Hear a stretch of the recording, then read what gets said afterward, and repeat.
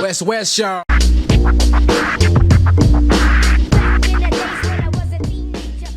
All right, back in business. Louis, man, thanks for coming on the podcast, man. Welcome, man. Thank you for having me.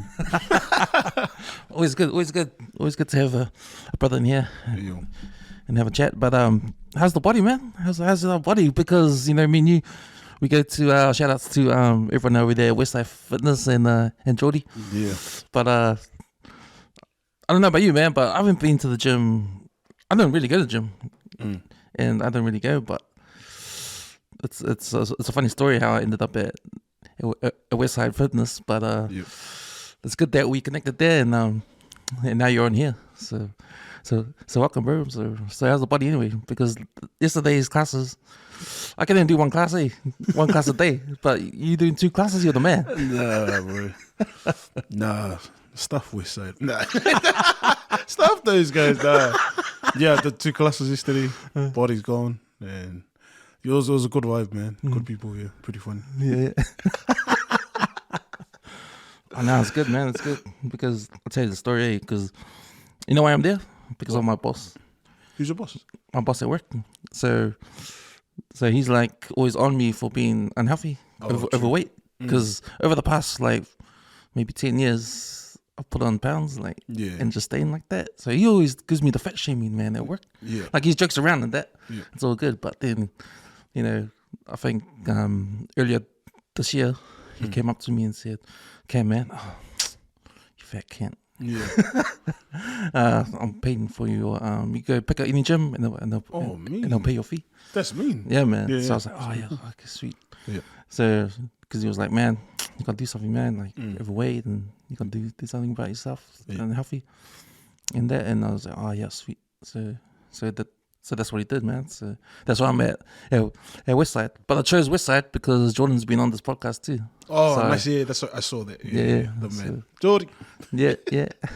Nah, sorry for sharing that, bro. I didn't know that. But that's pretty cool that he did that. Good. How do you feel when, every time you've been going now and just after? Do you like that feeling when you finish it? Because I knew, because I did, the last time I actually did training was 10 years ago. Oh, true. I did it for a whole year. Yeah. And I was around 130. At that time, about 10 years ago, and I thought to myself, okay, I'm gonna do something about it. Yeah. So I actually trained for a whole year, just my own training. I didn't go to any gym or anything, because at that time I didn't like gyms. Yeah. Because I didn't like going and stuff, and so I did my just doing runs every day. Yeah. And I managed to lose 30 kg. Oh. Got down to 29 kg. I got down to 101. Mean. Because my goal was to get to 99. Yeah. And then I didn't make it. 101. Then I stopped. Then it slowly went back up to 130. So 130 again now. Oh, before I started coming to the gym again. So I knew how hard it was. Yeah. So when I agreed to come back to the gym, I knew that the first month or first few weeks it's gonna be really hard because I haven't trained in a long time. Yeah, so for me, it's hard to get over that hump. Yeah, like thinking about that hump and going, "Fuck, shit, gotta do that again."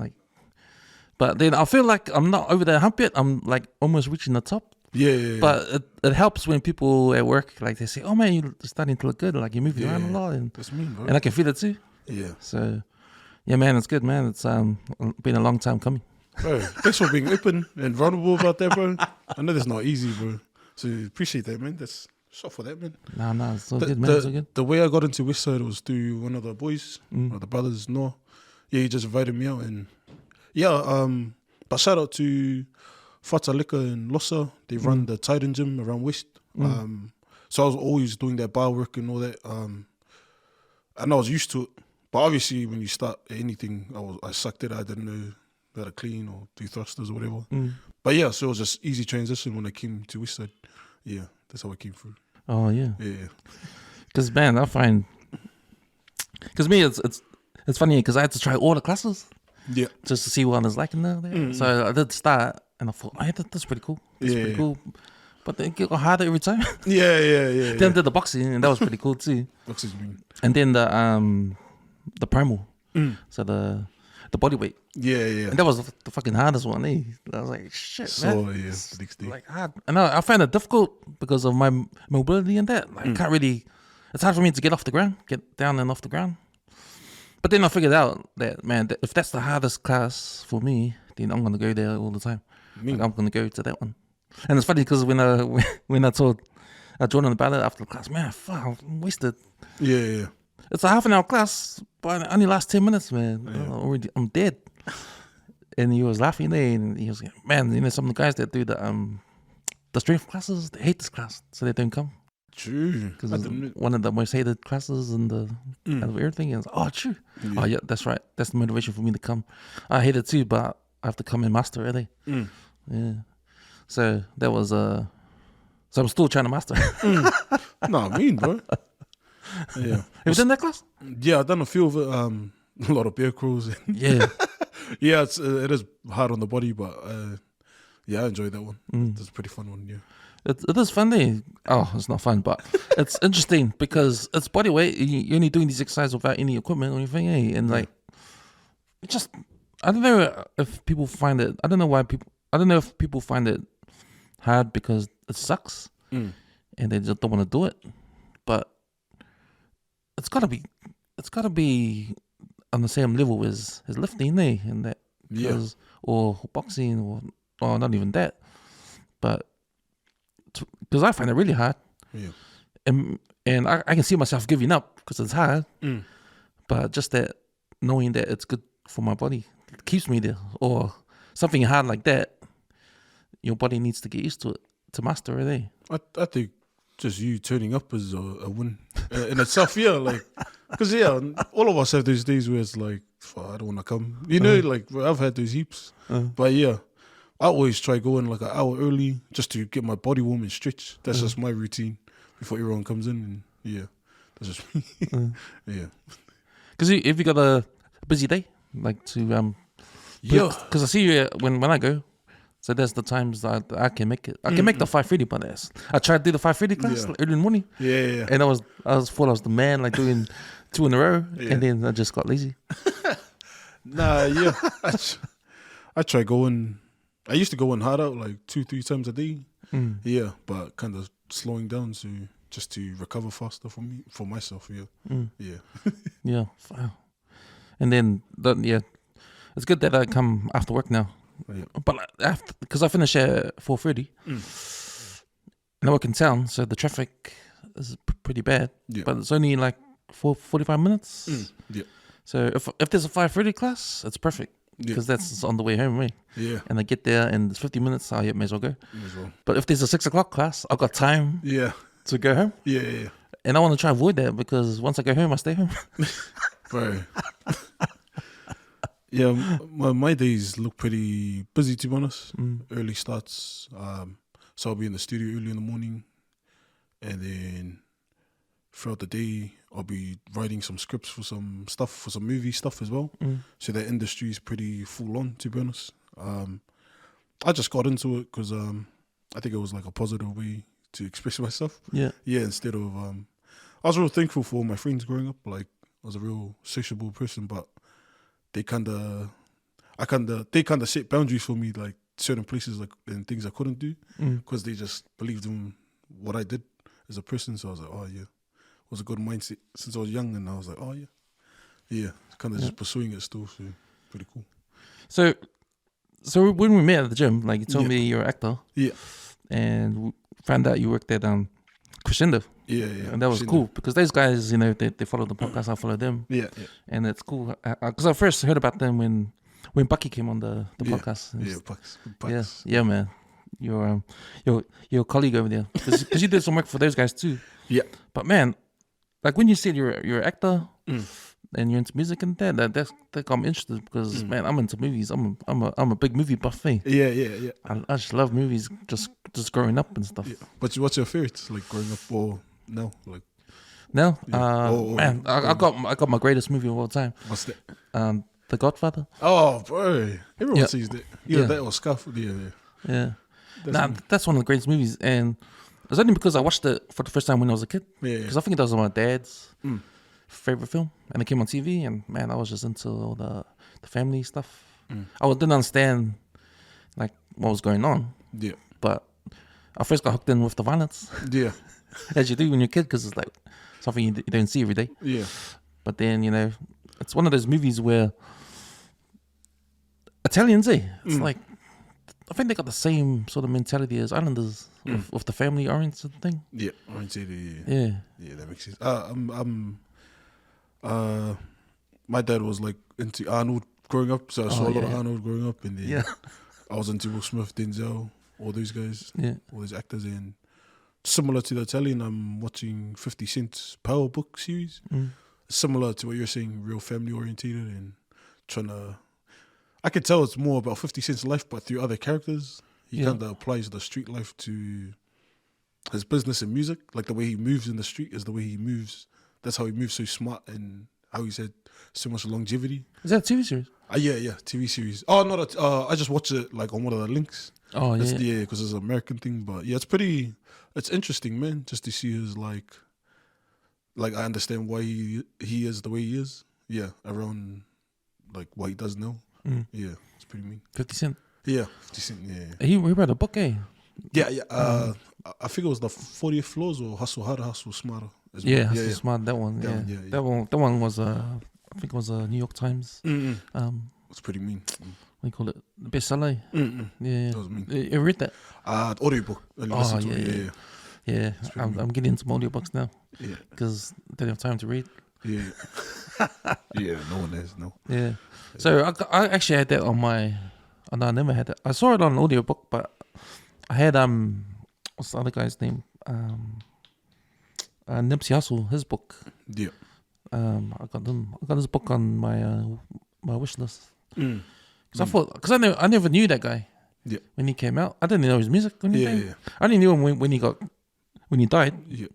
And that was a big thing. And I was like, oh, who's this guy? I never heard his music or anything. Yeah. But he's real influential way. Yeah. Does he influence you in a bit? In music, I've definitely heard his music a lot, and he sounded pretty smart. I've heard a few of his interviews. Yeah, and I guess he's just done it, like, he done so well for himself, he didn't really need, like, a record label to put him on or make him global. Just, what he stood for, and that he kind of made a name for himself. It's sad to, it's pretty sad to see what happened to him, and it's just, buzzy. Just getting killed and that, like he did. But then, when I found out about him after that, when he died, it seems like he's a guy that was always in for his community, like his area where he's from, in LA, like always for the people, and use social media. Although I never saw him, but his music, there's a kind of because I see that a lot now with how people use Instagram and social media to get their name out there. It's a brand, to brand themselves. And without knowing what he did, it seems like he knew what to do in that way, like through his music. Like before, back in the days, your music had to pop first before everyone supports you or get fans and get your music out there. But you had to go through a music label to get out there, And you never, and the fans obviously just took in the artists. But the background stuff, like the promotion and all that kind of stuff with the record label getting distributed and CDs and that comes from them. Yeah. Nowadays, it's not like that anymore. Nah. Nowadays, there's no like real blueprint to it anymore because of social media, how big it's gone. And the way I'm doing it, talking about branding, I did my own study on high schools in Auckland, and there's 73 high schools. There may be some I'm missing, but from what I've studied, there's 73. And I'm heading into every high school, speaking to year 9 to 13, or the old school people, 3rd form to 7th form, speaking to the kids about what I do, because we've all been teenagers and we all get lost in different crowds, and sometimes we don't know who we are. And I believe reaching at least one kid through high school, especially that important stage where they're growing up. I definitely want to, give them my music. Like, so instead of trying to do on social media, I'm going face to face with him. I think that's to me that's more powerful when you see someone in person. Yeah, because sometimes like people have idolized growing up, like just saw them on TV or YouTube, whatever. But I think, yeah, since like I said, there's no blueprint, and I'm doing it the way I believe that I can make impact and have an influence. And it's a lot of work, 73 high schools, and there's only one of me. And I've been connecting with a lot of different trusts and stuff that kind of, some don't agree, some do believe in, the power of change or however they perceive it or perceive me. But yeah, I just know everyone's built to serve a different crowd. You can reach people I can't, and that's okay. I can reach people you can't, and that's all good. So when I don't knock anyone when they're trying to do something, especially when it's for the community or whatever. But 73 schools, I'm pretty keen to. It's a good challenge for myself. Like, if I fail, then cool. But I've been hustling, man. Like on the low. So it's pretty cool just to kind of talk about it in the open now. Yeah. For anyone knowing. yeah. A few people know about it, and everything's documented. Got some people that have been recording me, going to different schools in there. But yeah, I just believe in young people. Like, they're so important that they need a voice, and I'm trying to do my best to do that. Yeah. Especially in this day and age, with the internet and that. Like, the old ways of doing stuff is long gone now, eh? Yeah. And now people are taking it upon themselves to get out there. Yeah. Especially if you're a creative in this world, Yeah. Like yourself.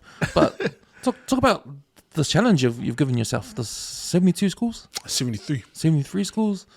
Is that the number of high schools in Auckland? High schools in Auckland? Yeah, from what I know, from what I've studied, like east, west, south, north, like, altogether, I've seen 73. And try to study. The hard thing was like trying to study the principles, and because sometimes they haven't updated. There's new principles, so I'll try to learn all their names in that. And then some schools I went into, it's like a whole different person. I'm like, bruh. But yeah, it's interesting.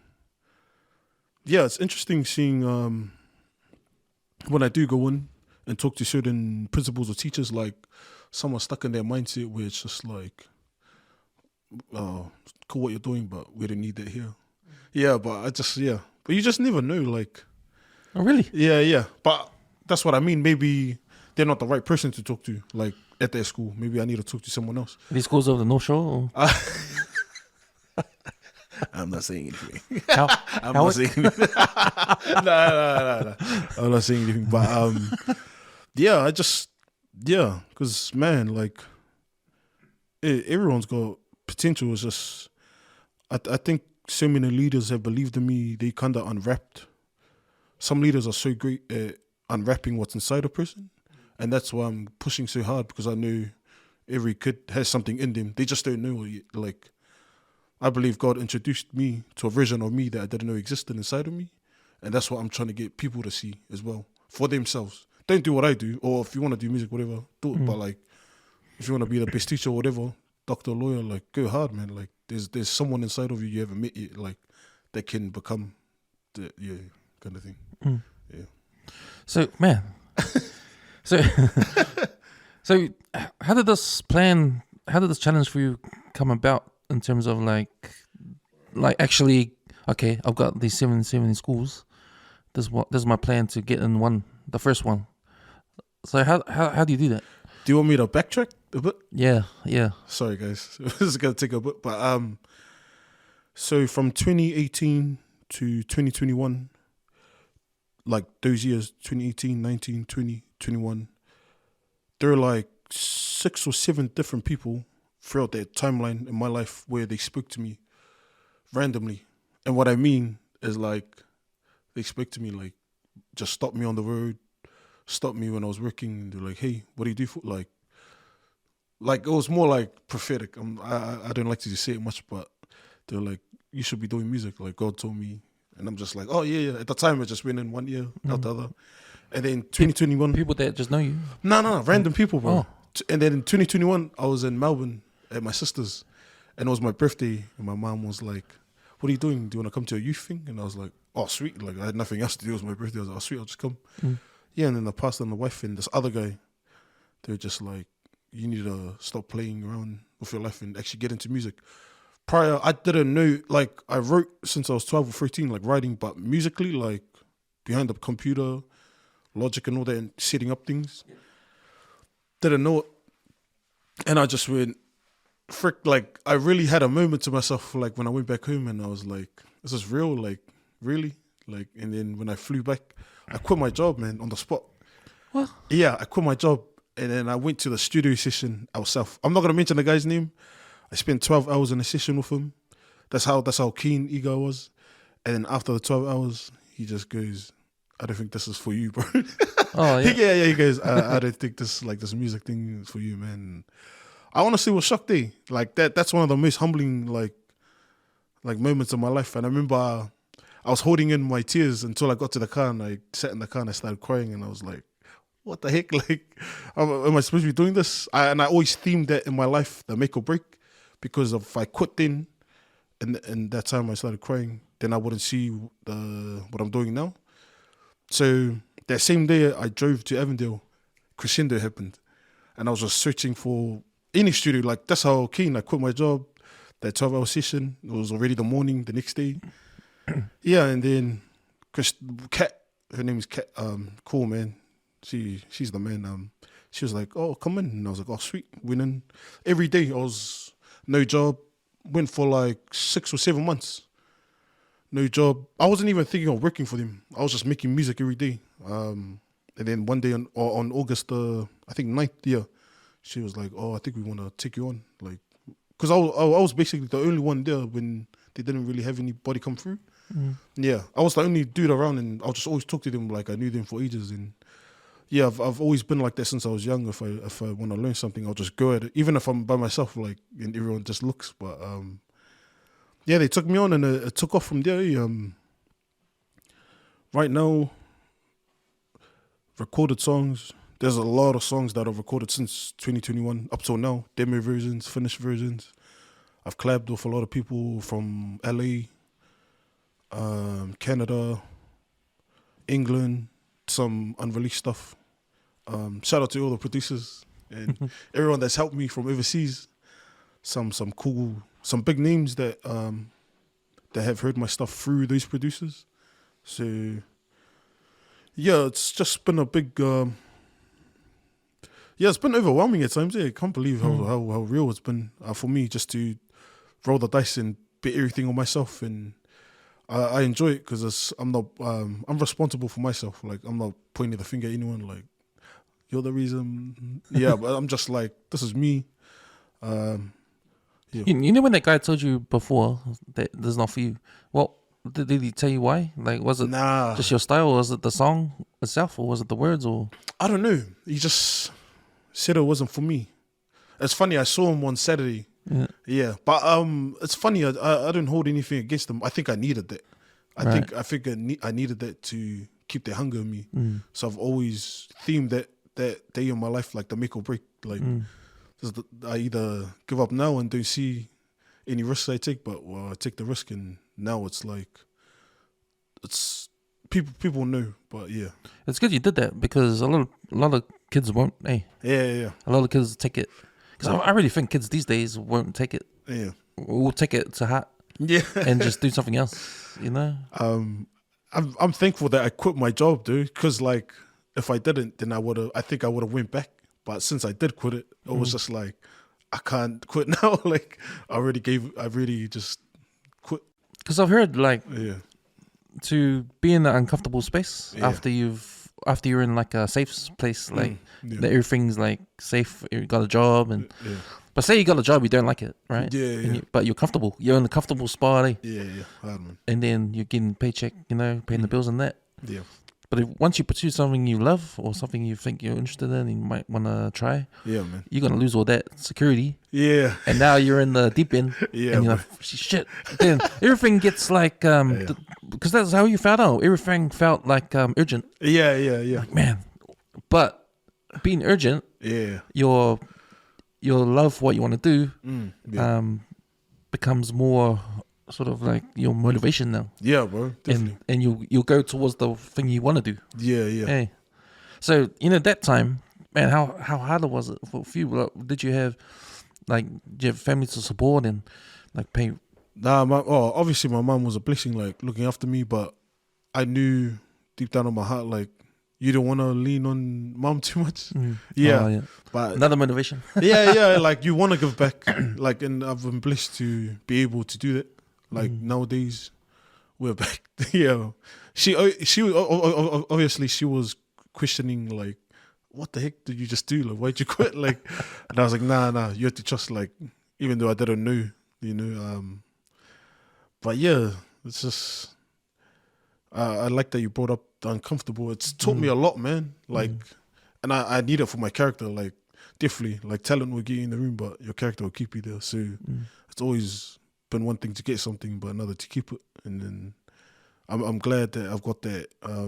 I've always loved Dennis Rodman growing up, so I've always applied that hustle mentality wherever, whatever space I'm in. I'm like, okay, I got to do the dirty work. Yeah, and yeah, bro, it's been like that. Do you like Dennis Rodman because he's different? Yeah, or he understands the role he plays. It's like he could shoot or dunk, like, but he's the rebounder king. Yeah, eh? like he's a rebound king. He just knows what to do, and yeah, and I've always felt like that at times. Yeah, just do my job and don't worry about anything else. Do your job and be good at it. Yeah. Now that's another little lesson for the kids. No matter what the job it is, if you're really good at it, you can't get fired. Yeah, even if you have to start small, man. Yeah, like yeah. So your music is hip hop? The bass, the core of it is hip hop, definitely. And do you write your own lyrics? Yeah, definitely. Is there a theme to the songs you write, like what you like writing about? And definitely.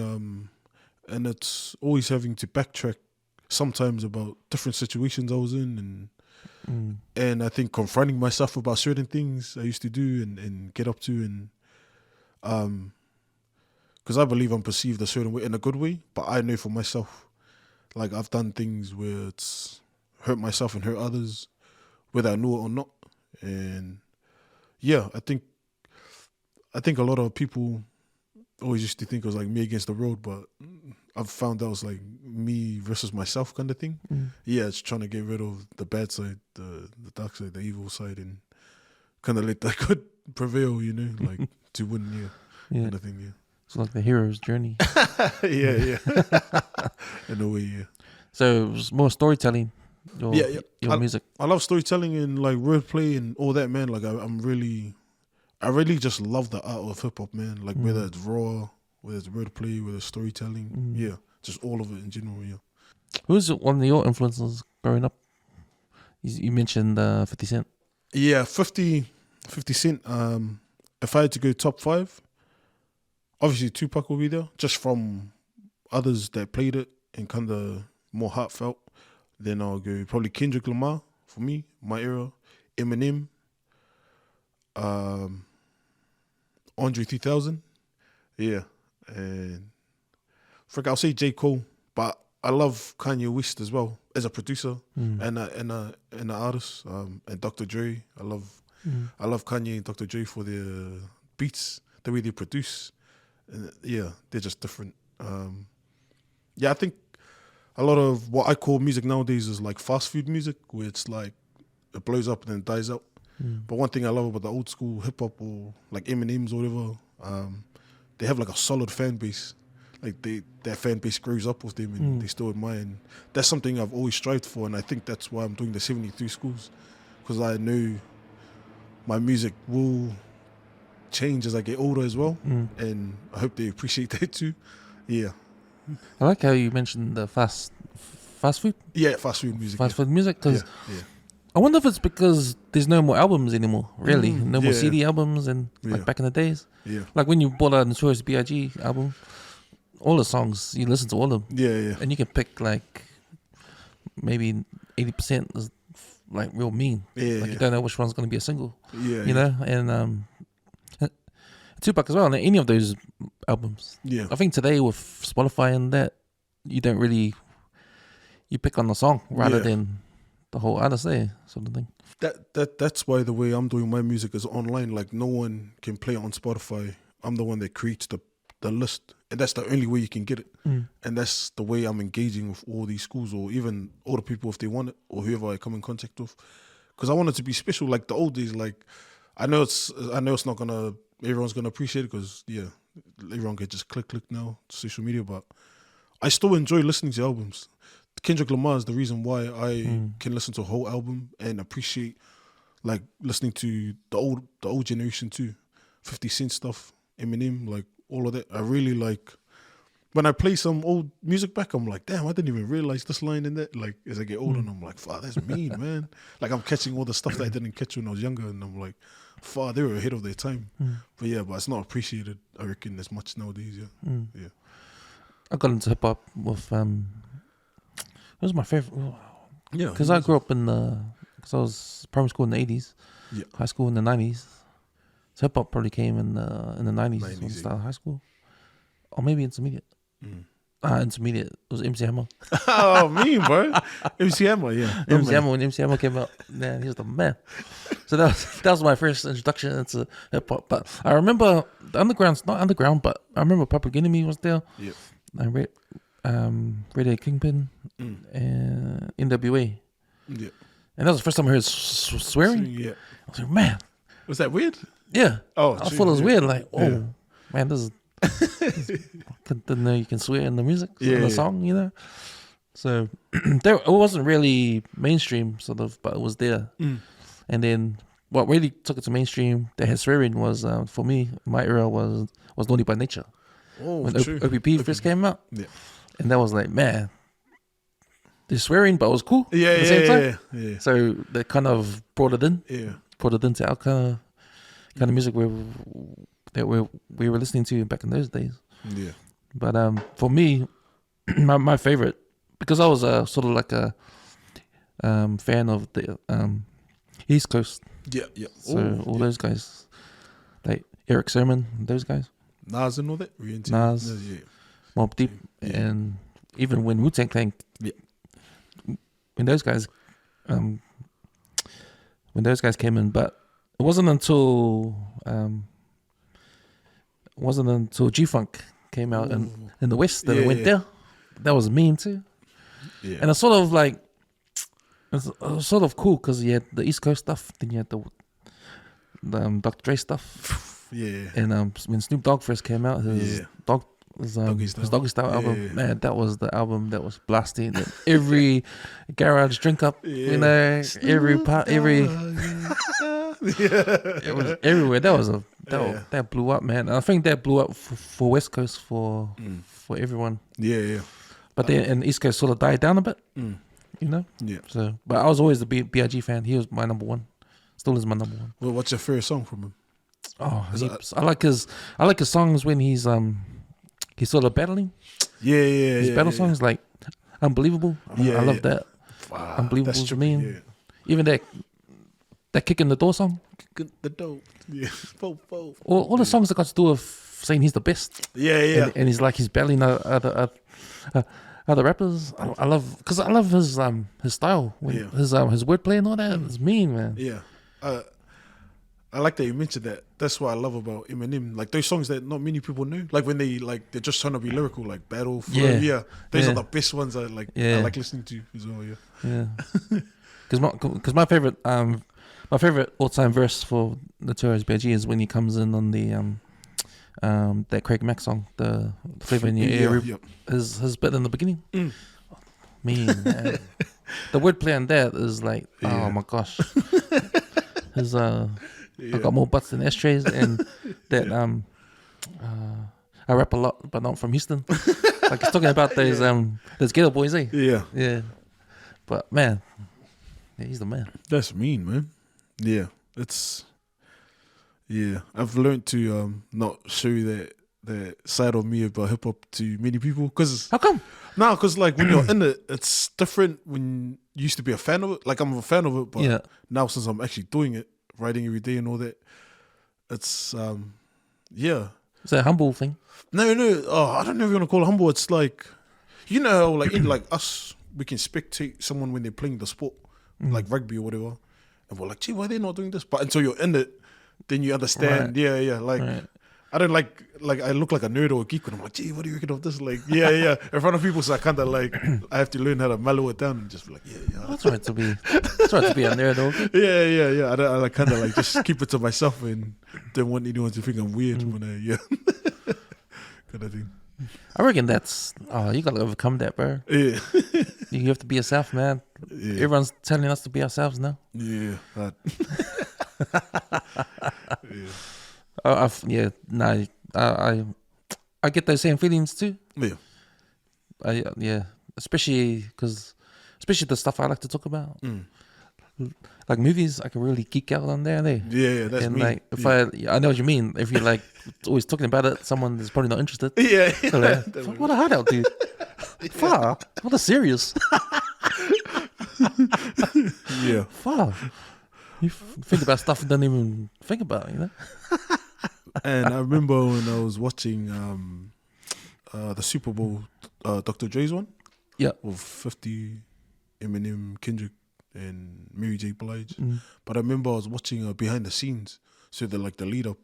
This was like, true. I noted it on my phone. I forgot what it was, like an early 2-3 in the morning. I was just watching the behind the scenes, and I knew I was doing the right thing in my life in music when I started crying. Because I was like, why am I crying over behind the scenes? But I understood like that's the process. Like for me, because I've fallen in love with the process of like just being on a journey in music, and not. I used to always think about like, yeah, I can't wait till this pops out. Yeah, but now I've learned how to just like embrace. Like the in between, what happens in between, before whatever result comes. Like the hard work. Yeah. Like just for me, seeing those greats, like even though they're like a bit older now, obviously, and moved on with their life and already billionaires, whatever. It was just cool seeing them actually still doing like normal, like they're putting in work. Like I was like, oh damn, that's what it takes. Like it's not always about the finished project, but just like the developing of it, like just appreciate it. And I learned, when I was getting emotional about it, I was like, I should just not think about too much about the future and just appreciate what I'm doing now. See, you're still a student of hip hop. Yeah. You're a student of their process because you're always trying to learn, see what they're doing, and see how they got there, and applying it to what you're trying to do, which is a normal thing to do if you want to get better. Yeah. You know. Yeah, man. But getting emotional. I get emotional too, man. Like when sometimes a good scene comes on the movie, like tear comes on, man. Tear drops on my eye. Yeah. It's like, what am I doing, man? Have you seen L yet? Yeah, I saw L. What do you think? I loved the part when I forgot who said it. I think it was Matt Damon. His speech at the meeting with Jordan. I don't know if it was a speech, but there was a part where he said a shoe is just a shoe until someone steps into it. Oh, yeah. Bro, that hit me. Like, I don't know. I was like, what the heck, why am I like trying to like keep it? Yeah, it's just like, I guess, you know, when you're trying to pursue something, you really believe in what you do. Yeah, and it's like, you feel like all the odds are against you and no one believes or sees what you see. And yeah, that's how I just feel like nowadays. It's like, I've got to serve a crowd. I know I can reach people. I've seen it like in my dreams and all that. And oh man, that shoe is for me. Like that music shoe, like that's me, bro. Like no one else can take it from me. Wow, that's yeah, man. If everyone had that attitude, like because it's always that because I see it in Poetics his posts where he's talking about where he's always like he's been posting a lot lately about where he came from and where he is now, which is pretty good because he's talking about how he started and the grind he was at. But he's always talking about chase your dreams. If you chase your dreams, like envision it. And if you work towards it, man, you'll get there. And that's so true, man. Like for anything, bro. And I don't know why people always have to have same because it's like for me, I know it. But you don't put into action, and that's the thing, Like when you always see posts or people talk about their journey, it's like, man, you already know it. You already know what to do, but you never. No one like for me, like maybe there's a reason why I don't do it. But then I keep hearing other stories. I see another story, another guy does it, another person does it, and same journey, same. Man, you should have a dream and go for it. And you get inspired again. Yeah. and then again, Yeah, and yeah. again, And it's and like- again, and you're like, Yeah. I think you get inspired multiple times again because you already know the story, but you just don't do it. Yeah. Yeah. Relatable. But that line in that was a good one because it was good because remember when I joined his mum at the end. Yeah, She man. she backed it on me. Remember what you said? A shoe's not a shoe. A shoe is not a shoe until my son steps in Into it. it. Fire, eh? See what I mean? Bro. Oh, man. That's fire, man.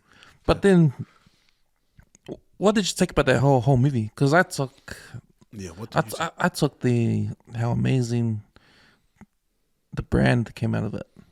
What these men that worked for Nike, they worked behind the scenes and trying to create this brand. Yeah. Because they were like the lowest shoe company out of everybody. Yeah. Yeah, at that time. But they did everything opposite what everyone else was doing. Hey, and they took a risk. See what I mean? That Blueprint. risk. Yeah. And even the CEO, Yeah. Ben Affleck, they said he gave up at the end. He said, "Oh fuck it, nah, go do it." Yeah. He gave in. But he didn't want to give all the money in there. Nah. But man, Matt Damon believed. Man, and you see his belief all through the movie. It's like, man, he didn't give up. Yeah. He just What I took from it, bro, that's a main question, was I think it was the same scene where they go, instead of creating a shoe where a player steps into it, why not create the shoe around the person's identity? I think that was cool, like in a sense where, like musically speaking, like when I hear a Dr. Dre song, like you just know it's his drums, like that's just that West sound. When you hear Tupac or Biggie flow, like you're just like, that's them, their identity, like they created something around him. That when that plays, you're just like, I know they're from this and this party or whatever. And that's what I'm always inspired, like you said, like from different things, and I always try to relate it back to what I'm doing. So trying to create a sound around where like, yeah, that's Louis. I knew, I've heard that before, yeah, or like that's his sound. No one else's, yeah. have you developed your own sound? But I've played around with a lot of stuff, man. Honestly, I would say I've developed like Louis sound in a way. My sound, yeah, I've played a lot of stuff. I'm real. Since I'm so inspired from different artists, I always take my time. I don't post much. I'm always in the studio. Yeah. Sometimes I'll be working on one song for a whole week or month, like, and then next one. Yeah, and it's kind of just like, I think from 21 till now, I think I've recorded probably over 8,000 songs. Wow. That's how much that's how much I've played around with the sound and trying to merge the 90s and now sound, like. But you haven't released any? Or Nah, I've actually posted a few back then, and it like popped off, and then I deleted it. Oh. Just because Why? Not really. Not really for yeah, the fame. when I Not listened really back, for the fame. Nah, when I broke, it went off because it was buzzy. Like I didn't expect it, because I was just like, I just sometimes I test the waters. I'm like, oh, let's see, and then like boom, boom, boom. It was like, for me, 10, like, this might not be big to other people, but 10,000, it was like 10,000 views, a lot of comments, and I just deleted it. And sometimes I do that because I'm checking my ego or my validation. I'm like, am I trying to get validation from this? And I gotta be okay with knowing that I'm secured and loved in myself. Like, I'm not trying to look for it from validation. When people are like, gee, your song's mean, that means you're mean. And I'm trying to like balance myself. So always, I just tested it that one time in 21, and it popped off, and I was honestly surprised. I was like, wow, this is really buzzy. Like, but it was cool to know that I'm still working on now is like the ego, like don't let that get in the way and be like, yeah, gee, 2,000 views. Like, there's people that do millions, billion views, like way bigger than me. But I think that was just a cool like testing the waters for me. What gave you that sort of mindset? Because that's something artists, a true artist would do, sort of thing. Hey, if you know what I mean? Yeah. Like, they create art, right? Yeah. But it's not. It's for people to enjoy, right? Everybody out there. Yeah. But for you to put it out there and then bring it back when it starts, when people are starting to enjoy it, yeah. that means, what does that mean? Checking yourself and all that, but it's also That's sick, man. That's a sick question. Yeah. But as an artist, you want to Yeah. You want people to enjoy it, right? As Um, many people as you can. Many people that will enjoy it, Yeah. because everything that you put out there is gonna be hated on. It's gonna be liked. Yeah. You can't control any of that. Can't, yeah. You know. But the people that do enjoy it, they'll be hungry for some more. Yeah. What the hell's this, man? That's cool. And then next minute it's not there anymore. But I think when it comes to, because I think I know what you're talking about, how you want to check your ego and do all that kind of stuff, because you hear stories what happens to other people, Yeah. that they get famous and then they can't handle the fame or can't handle the attention, and then they stuff up in life. Maybe it's Kanye West, maybe it's that. Maybe it's, I don't know, Justin Bieber, or, like you hear these kind of stories. I don't know any other stories that's local, but for you, is that the thing that you worry about when you know these stories are out there? Does that come back to you and say, okay, but when you say check your ego, what exactly are you trying to do? First of all, bro, that's a great question, because I'm just like, wait a minute. I'm like, I didn't expect this guy. Nice bounce off, G. That's mean. It's like, hold up. Yeah, it's because, like I said, I'm inspired by so many artists. There's a few artists like Dre, M, Kendrick and Cole. They're real good at that. Like people know what you do, but they're just like, when is he gonna drop? When? I haven't heard from him in a while, and I've learned from them that the stuff that goes on in their life as well. Like, they're human beings at the end of the day too. Even like the only difference is they're just knowing and got a lot of money and stuff that I don't know what they're dealing with, and the ego thing. Yeah, I just thought, man, I need to make sure what I'm doing when I release stuff is not out of, like, I thought it was about, I want my name to be known. Of course, like, I want to provide for my family. Like, honestly, I'd rather take the hits and all the comments and all that just so I can feed my mum and get them a house and whatnot. And people did start looking at me different, bro. That's probably one of the biggest things that I used to worry about. And I have a lot of work on myself too. So it's nothing personal against anyone. I had to distance myself away. I growing up and seeing a lot of inspirational people, I used to be like, why do you have to cut off people? And now I'm kind of in their position. I understand. Not people are not bad. Just some people are not meant for you, like in your circle. And I just know not to point the finger, and I know I need to check myself all the time. If no one, I got a lot of great leaders and mentors, but at the end of the day, like, I'm putting in work on myself as well. So I was just making sure I wasn't seeking validation from anyone else in the music. And So it's sort of like you're trying to prepare yourself. So you know how, so you can be better off when it does pop. Right. I mean, when you do, don't retract it. Yeah, you know what? You said it in a shorter way. I had to go the whole 100 meters, bro. I know, but you helped me understand. Like when you mentioned about protecting yourself, sort of thing, like the people you hang out with, and then next minute you got all these friends that came. Yeah. And where were you, like? Yeah. Struggling, that kind of thing. Like, hey.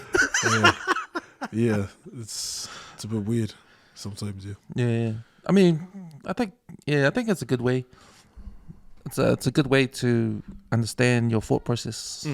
Yeah. When you know what might or might not happen after, like preparation is a big one. And I think, when you hear stories about people that get famous real quick, and then they get rich, and then next minute they're poor because they spend all their money, or they got screwed, or they went drunk, or they went on drugs and went down a downward spiral. That's not. They probably, I don't know, got to their head or something like that, or they didn't handle it very well.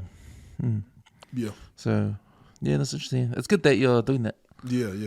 Is that something that you teach the kids, like when you talk to kids? But or in a way. In a way, I don't try to overdo or force it. For me, if you try to force someone, it's not love kind of thing. Like, I feel like they feel who I am in a certain way. Like I don't have to put on an act, be like, yo, G, something. Like I'm just the way we're talking, like yeah. And they kind of pick up and they go.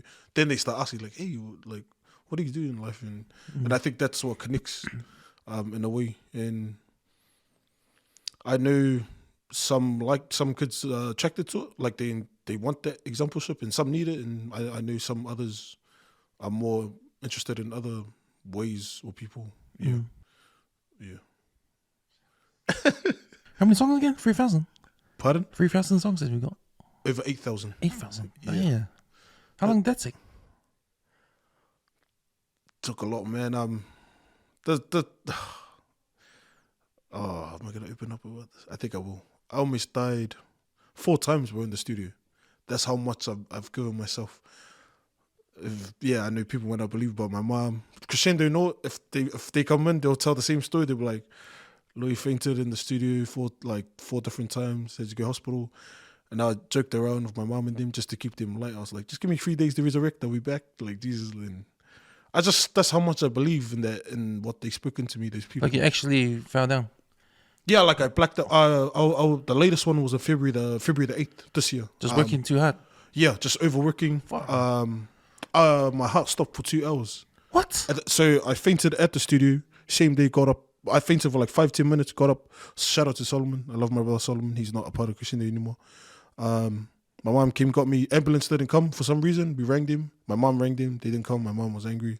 She just sped to the thing. And while we was waiting online, then I fainted again. But that time I was out for 2 minutes. 2 hours. But I thought it was 10 minutes because I like woke back up. I had the defibrillator stuff on me when I woke up. Yeah, so the hospital will have the records or whatever. But that's how much I believe. Like I may not show it to people, but like when I know it's go time for me in the morning, I'm like, sweet, new day, boom, let's go. Like I know my back's against the wall and I got nothing else like to lean on.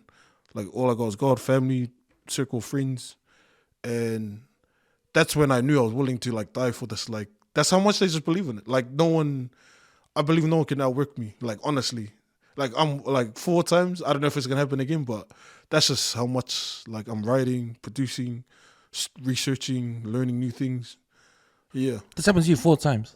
yeah, Like hospital, yeah. Hospital, defibrillator, everything. Yeah, everything. 4 times. That 4th one in the same day was the one where I was out for 2 hours. Yeah, and they thought I was dead. Like, and I just made a joke to light in the room when I wake up. I was like, oh no, I was just talking to God and came back. And yeah, my mom was like, why are you making a joke? Like, obviously she was crying. And So what was the medical reason? In the end? yeah, nah, they were just saying like overheating, overworking, not enough sleep, and obviously from the other 3, I've learned how to slow down a bit. But I don't know, like preparation for me is like big, bro. Like I said, then I hustle. Like I'll do my work. Like you may not see me a lot, and like some people, the way they perceive me, I'm a sociable guy, but I'm real selective of who I'm around. Just due to energy and knowing, I can't tell big dreams to small-minded people because they're not gonna do the work for me. Yeah. Like, honestly. Yeah. Like they can be like, why don't you come? And it's like, man, I really want to give back to my mom, give back to the community, give back to people that contributed to my life, bro. Like I've been taken in from families, and I just want to give back. Like I really want to like give back, bro. And 73 schools, adding that on top, like it's a big plate for me, and I just love what I do. Like I'm willing to do whatever it takes, kind of thing. Wow, I can see that. Yeah. So you had these hard things, and then you go to train at the gym. Damn. Yeah, Jordy, even Jordy knows, see what I mean? Like Jordy, he's like, man, like sure you're right. I'm like, yeah, we'll go, man. We'll keep going, keep pushing. Like, So wow, I can't believe. So the doctor said, what you had to do. Yeah, so what do you have to do? Like to slow down a bit, like yeah, slow down, just rest up more. But I have slowed down a bit. you need to, man. Yeah, I know. Wow, because it's not going to be helpful if you got 8,000 songs and you're going to be dead. yeah. Nah. I would love to see it, G. I know I will. I've been more smart about it. Yeah. Because what did you take out of that experience? And now, like yeah, we know. Yeah, we get it. You work hard. Yeah, Yeah. You got the studio. Go for it. We get it. Yeah. But that's a good thing. But then it might be a wake up call for you to like, man, okay, this is a sign that I need to actually manage my time. Yeah. You need to know. Yeah. And it's probably good you go to the gym. Yeah. As well. That's a good question, bro. The last one that happened, this is my longest I've probably rested and had away from the studio. Like I still go on, but not as much as I used to. And because I've always kept them in my mind, like everyone will be dead longer than they're alive. Like literally, like we'll be dead longer than we're alive. And when I kept that mentality, I just knew I had to hit out as much songs as I can. So when it is time to release, I can pick like easy and be like, okay, we'll go this, and then I can use other songs for something else, like shit and stuff. But the rest has been cool, man. Like it's been a blessing to kind of like remember, like just enjoy time spending with my mom and my brother and some friends and just relax. Yeah, just kick my feet up. But yeah, I'm always thinking about the future. Sometimes too far ahead, where it's like, gee, you gotta just relax, bro. Like, yeah, but I guess that's what comes with like being a big dreamer and wanting to pursue these things. Yeah, man, what a wow, shucks. Yeah, I'm still young, bro. So yeah, you're still young, man. You can't have these like heart problems at this age. And plus, with you've got a goal. Yeah, you've set this goal and you need to achieve it. Yeah, But man, that's 8,000 songs. Like, I can't even write one song. So 8,000 songs, like, man, I can't believe that's unbelievable. I know there's only 365 days in a year. See what I mean? Like, that's how much. I was even doing songs in the hospital. Like, that's how bad I go, Mom, can you get my laptop? And it's just like, can you not? And I was like, nah. And that just reminded me of Kanye, like when he did Through the Wire. So I was always like, no matter what situation I'm in, I'm always drawing my inspiration. I'm like, hey, where was this artist when, And I'm like, oh, shit, I'm in the Kanye situation right now. Let's just do something. So these songs, I've got a beat with that? Or no? Yeah, definitely. There's some beats. 8,000 different beats? Yeah, or some of them are like same beat but different theme or topic. Yeah. And did you make these beats too? Yeah, and collabed with the people I was saying from overseas and local as well, and my own stuff. Yeah. Shucks. Yeah, it's a lot of work. Yeah. So you're planning to pick and choose. Yeah. Like how like say it's time for you to get out there. And you're gonna pick the songs for your album. You got 8,000 songs to choose from. Yeah. Even that amount is hard to go through. Like, then you gotta a week to make one album. To pick the right songs. But then, how long is that process gonna take? Because I don't know, but 8,000 songs, that's like a lot of albums. But then maybe it's 10 years from now, times are changing and music's different. Yeah, hard. So you gotta continue to make more. I've got a lot of notes on my phone, like I think over 6,000 notes, and books that I've written in. And each note or book, like I'll underline. Okay, this seems like the one for this time. Like just for this time, I'm not thinking about the future, but and I'm like, this sounds good for this for the stuff I'm releasing. Yeah, I will be definitely releasing either this year or next year. But yeah, I'm always well aware of where I'm at. Like I'm like, okay, but then I have to check on myself, like my own health in there. I'm like, okay, I need to chill, relax, gym. Don't worry about the music right now. Yeah, but other than that, Jody knows a lot about the stuff too. But Oh. Yeah. Damn. Yeah. So okay, so now you're planning to see the kids in the high schools. Yeah. To talk about your journey, and your how you create your music and stuff like that. How did that idea come about? Bro, I honestly think it was a God idea, and I look at different artists and the way they did a rollout plan. That's what they call it in music terms, where they go, okay, we have to go do interviews, we have to release this on YouTube or MTV or whatever. But then, for me, I was just like, I know I'm good at communicating with people and listening to them. So I was like, why not just go face to face? Like, what better way to do it? And especially when, like I said, my anchor is knowing young people are going through a phase where it's like they don't know who they are. They're trying to find out which crowd they're part of, or they're trying to be the cool crowd and some party, some smoke. You know, the smokers feel the people. Yeah, like so. I just know what school's like, and I'm like, why not try attack that quick before someone else grabs them in a bad way? Why not try save them from going down a bad, like make from my own mistakes too? Like, why not try reach them quick before? Yeah. So, I don't know. Wow. Yeah. Oh yeah, so you had this rollout plan. Yeah. So, and then you thought, okay, I gotta talk to all these high schools. How do you start that off? How do you start that? Like, do you ring? You got a list of the 77 schools in your book, like, and you got the school number one. What's at the top? What school's at the top? At the top, I've locked in Kelston right now, and my old school, Lynfield High School. Okay. So those two are locked in. So I've always stayed connected since I did with a few teachers that you got your favorite teachers in school, and I was glad that they're still there at Lynfield and Kelston. I just knew a lot of like my friends, their brothers and that, their younger brothers that go there. So I'm like, hey, who's your coach and who's this teacher? And I'll just like go in. Like there's no, for me, I just go in, just see what happens. Oh. I don't really wait on like, I'll just call them. I'd rather just go and be like, yo. But you just go in there as yourself, like Yeah. just like, a single person, yeah, not no one affiliated else. to anyone. Nah. Not affiliated to Crescendo or anything else. I'm thinking of tying in Crescendo in a way because I feel like I owe them because they took a chance on me too. Like I always have love for them. That's why I always record there and give my time there because But that's the thing too, eh? Like to give the kids the opportunity to come and have some studio time and try and bring out their talents and bro, see where it goes, eh? But I just every school I went into, just winning and knowing. Yeah, I just always keep that in mind. It's just all on me.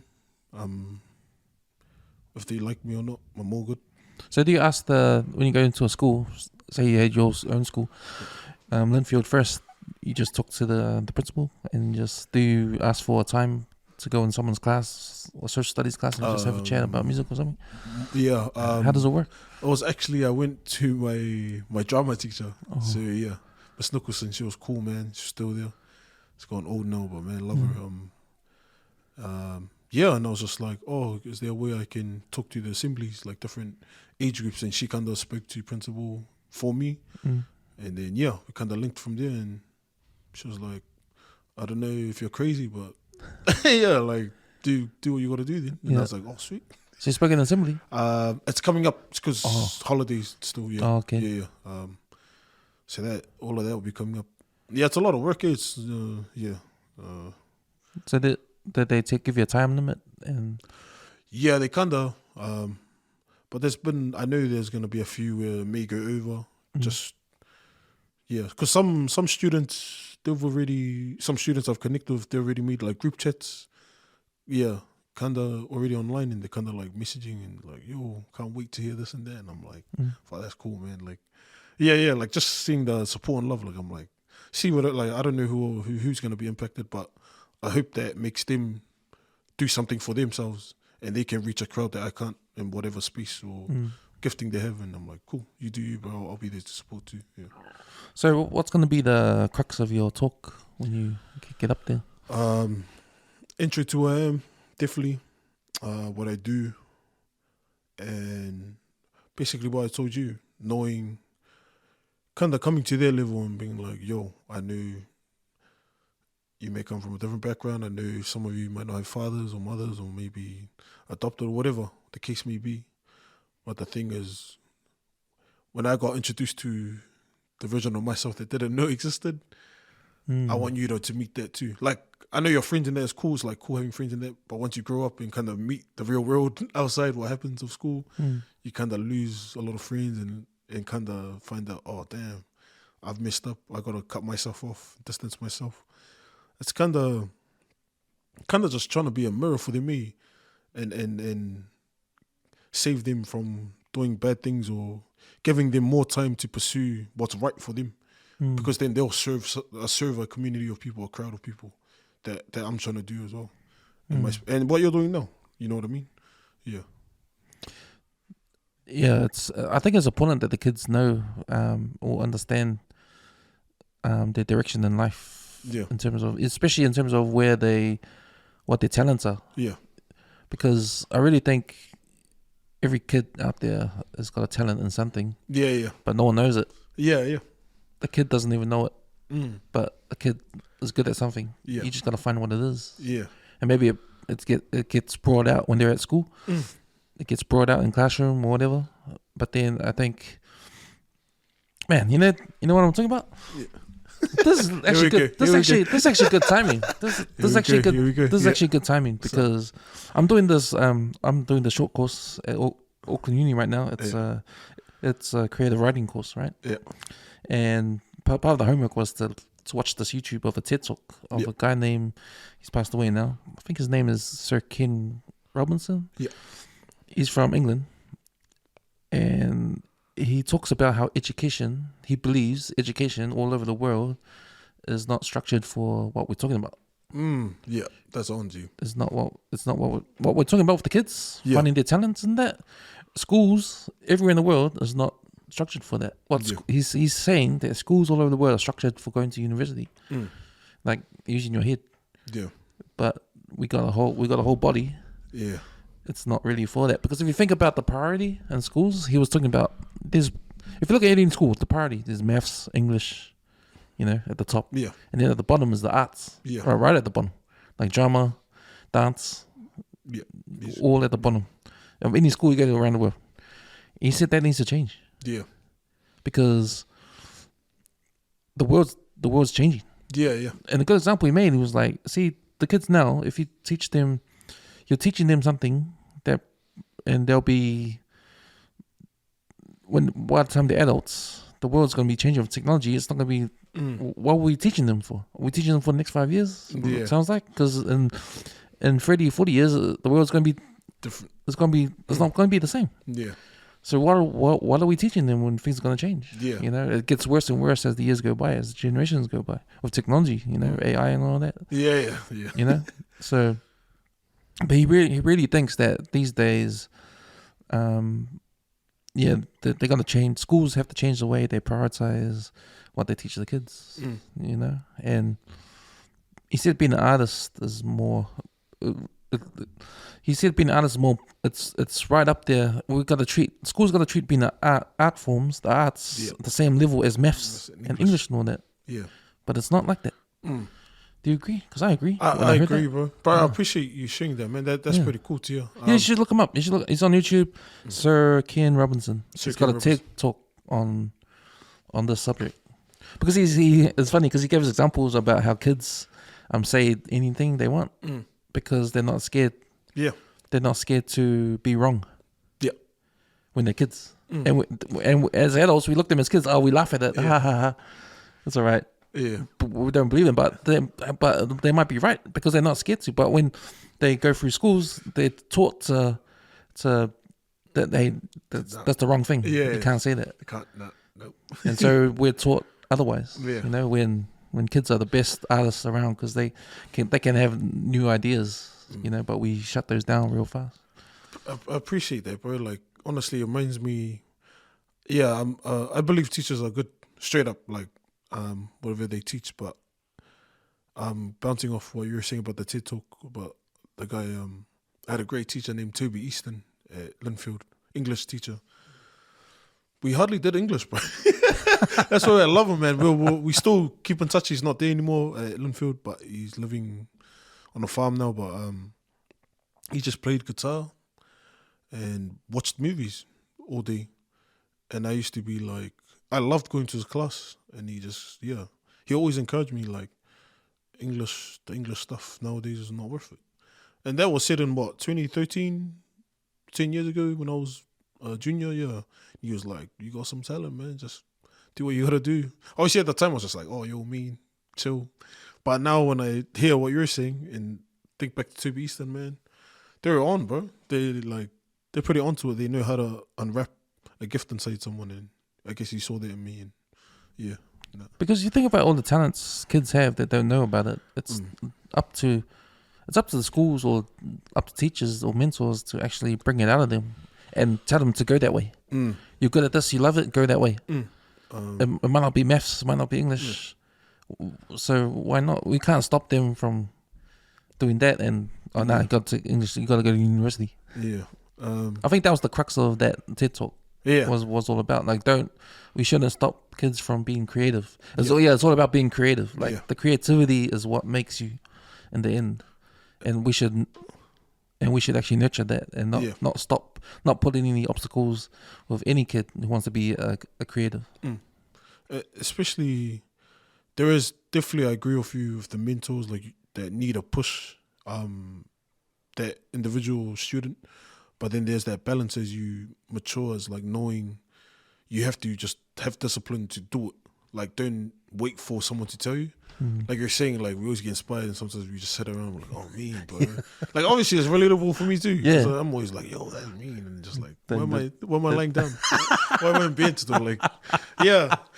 So it's I'm thankful. Like there's 8,000 whatever songs. Like I'm grateful. I learned how to build up and develop that from 21 till now. Like I know when it's go to him, I just have to, like, there's no waiting around. Like I gotta just go in. No one, like, people can speak life into me, which I appreciate, but I'm like, I'm the one that's putting it in, and no one can speak for me on that part. I can only speak for myself. Kind of thing. Shucks, man. No drugs. I don't use drugs. Any of that. Oh, the other people. A lot of my other friends used to record a lot. And I'm like, bro, you guys can do it for pretty good. And then I see them.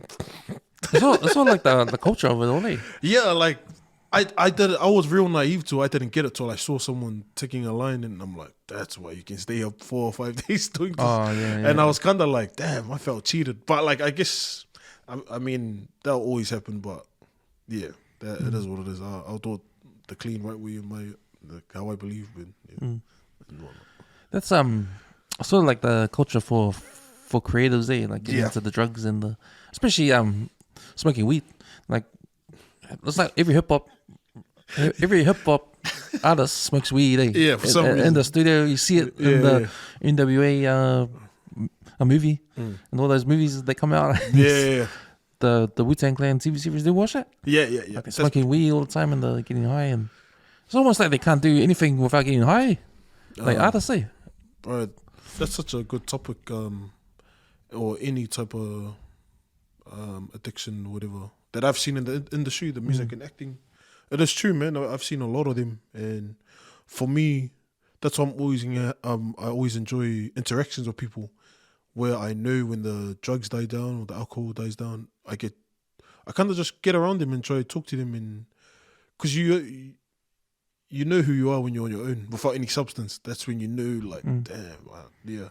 Because I don't want to, like, I've had to teach myself and my friends that set boundaries for me, like, hey, we love you, bro. You can't come to this certain thing. And it's taught me how to enjoy life without having to get high or having to get drunk. And obviously I hang with people that do it now and then if I need to go check up on them in there. But yeah, it's sad when addiction, we're all dealing with addictions, that if you don't deal with it, or deal with you, and it'll break you, you know what I mean? And that's why I want to free a lot of these young people before that cripples them, you know what I mean? Yeah. Yeah. I couldn't do it. I couldn't smoke weed, even when I was around my mates that did, because I couldn't handle them ever. I couldn't handle whatever. I always fell asleep. Yeah. It was like ruined my night. Like, you know, to start this before we go, and then I always have a puff and then go to sleep. Yeah. Ruin my night. So never got used to it, so I never did it. I'm like, nah, Yeah. I don't want to go to sleep. I just drink. I just crack up at some of the guys that drink. It always starts off all good, and then, gee, are you? But It's like, yo. what do you think? What's up with the artists then? Any kind of artists that are into substances? Because, you know, what I hear is like it helps them be creative. Like unlock some thinking that they can write. And, but it's not even just them, it's comedians too. It's any sort of artist, even psychedelics, because I know psychedelics make you hallucinate, and then maybe they get an idea from that. They come back out and they write something for ages, and then they put their art out. It's almost like a tool for them. I've caught up with a lot of people. Like they'll ask me, like, hey, let's go to a bar or whatever, club, and catch up, and I'll be like, oh sweet, I'll do it your way, and I won't take a hit or drink. Even when they try to give me a drink, I'll be just drinking Red Bull, like acting like it's but it's not. And then it'll be cool, you're right. Like they'll be onto it, and then I'll like probably next week, the week after, I'll be like, okay, we'll do it my way. We'll catch up in the afternoon. Let's see what you're like. Yeah, and Oh, shoot. yeah, like I've done it your way. Okay, now let's do it my way. Like let's see what happens. Like I just want to see, because for me, when I always interact with an artist or a person, I just want to know you as a person before I even get into business with you. Like I'd rather care for you as a friend before anything pops off. Like because I don't want you to always having to be like, yo, G, I need a hit. Like I just want to know you for you, kind of thing. So yeah, we did it my way, and it was pretty interesting. Like just like talks like this was cool as, and they always open up, be vulnerable, and I'm thankful for it, because it's hard for them. Yeah, I guess it's hard for all of us sometimes to talk about certain things around people. Yeah, and they kind of numb. They're like things I've seen and heard from people that deal with that in the businesses. They're just numbing a lot of pain.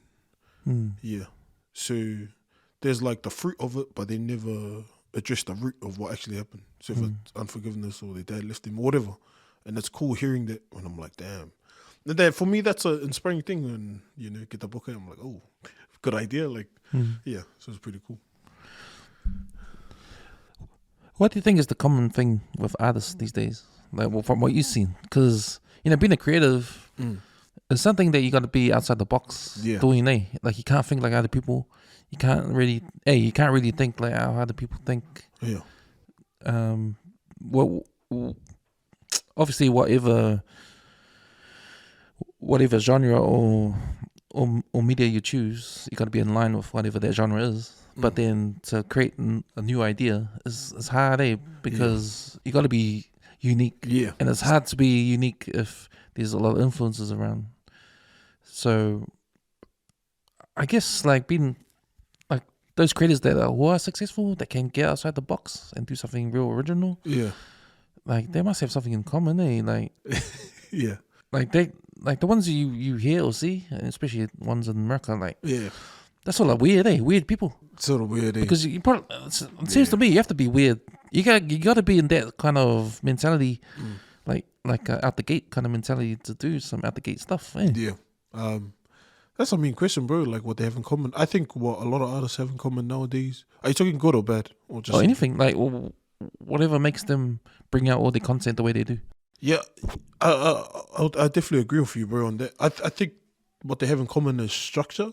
So they always think if it's done one way, if one person got successful, I have to do it that way. Like I have to be weird, and I gotta like do all that just to be like seen and known. But now for me, it's like, nah, man, like that's why I love developing artists from the old days. The guys I mentioned back then, like they developed into what they were. They didn't have to put on a front to be who they were. They were who they were. Like that was it. And yeah, that was the cool thing about it. But I think nowadays, just seeing and being around it, how do I say it? Like with social media, it makes a big... Yeah, and it's the look, it's the sound. It's just, I honestly think some of it's all a facade sometimes. Yeah. And that's the sad thing for me, because like I'll know a certain famous person or whatever. I'll know them in front of the camera, but I actually know who they are behind, and they're real down and real insecure and stuff. And I'm like, yo, it's okay, easy. Like you can save someone by being yourself. You don't need to like hold back on it. Like don't sell out don't compromise who you are. You're not gonna last long. Like your foundation has to be strong. Yeah. Man, the one person that came to mind right now was 6ix9ine. Oh yeah. I mean, when that guy blew up with his look. Yeah. He got exposed. And then I thought, like, okay, wow, this guy. Do people just like him because of his look? Because to be honest, I didn't like his music. Yeah. It was kind of weird. It's not really my thing. Yeah. And then all the new stuff he's getting onto, like, oh, come on, man. It's like, that's not like the real. It's a character, Yeah. It's a character. That's in the industry.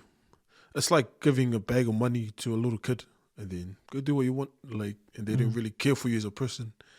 like, and they want you to act out a character because that's what brings them views, and that's what the industry is. I kind of seen it and kind of studied a bit from a distance, and I'm like, okay, this is good for me, but there's certain parts where I don't want someone controlling me. No, like, yeah, that's why the way I release it is different. It's like no one's trying to tell me try to act like this for the camera and so everyone can watch it. Like, nah, man, like I know who I am. I'm good, G. Like, because that's probably another reason why you do doing everything you're doing underground and just rejecting everything, because you want to figure out a way to control your own content. Without any, influence with people trying to make money off you. In a way where they just exploit you.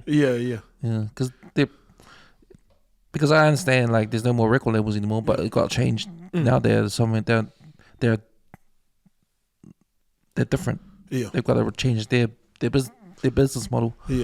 Now the sharks are those promoting people. The promoting people. Now, the guy that gave the bag of money to 6ix9ine. That guy. And he gets to reap. He gets everything, while 6ix9ine has to deal with it, like all that. Sit back, and he's the one that still has the money at the end of the day, basically. So it's a lot of artists that come into the thing and they're like, "Yo, I'm keen," and I'm just like, "You'll see," like you'll see a lot of people come and go. That's why it's always been like that. So your role at Crescendo when you were there, what was that role? What were you doing? What was your job? It was more mentoring. I honestly just went in to record as an artist, solo artist, and it was just to help the young ones that came through. A lot of young people that came through from 13, male and female, 13 to 20, 24, 25. And just mentoring, helping them. That's what I love about Crescendo. Crescendo really care about your well-being, who you are. Definitely talented artists there, but they work on your character a lot and develop you a lot. Just they kind of let you know the reality of, like, nothing happens overnight. Like, it's actually putting in work.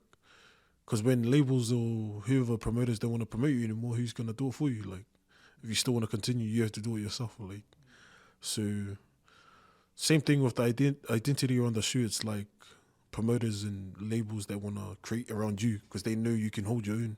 So now they got to back that because they're like, oh, okay, for us to keep running as a business, we need to get around you now because it seems like you're popping off in some way we've never done before. So that's why I'm doing it the way I'm doing it. And if people get inspired, some artists, if they want to take that on, up to them. But they may have a better way of doing it than I did, and I'm all good with that. Like, I'll support that 100 because I don't knock anyone that tries something, bro.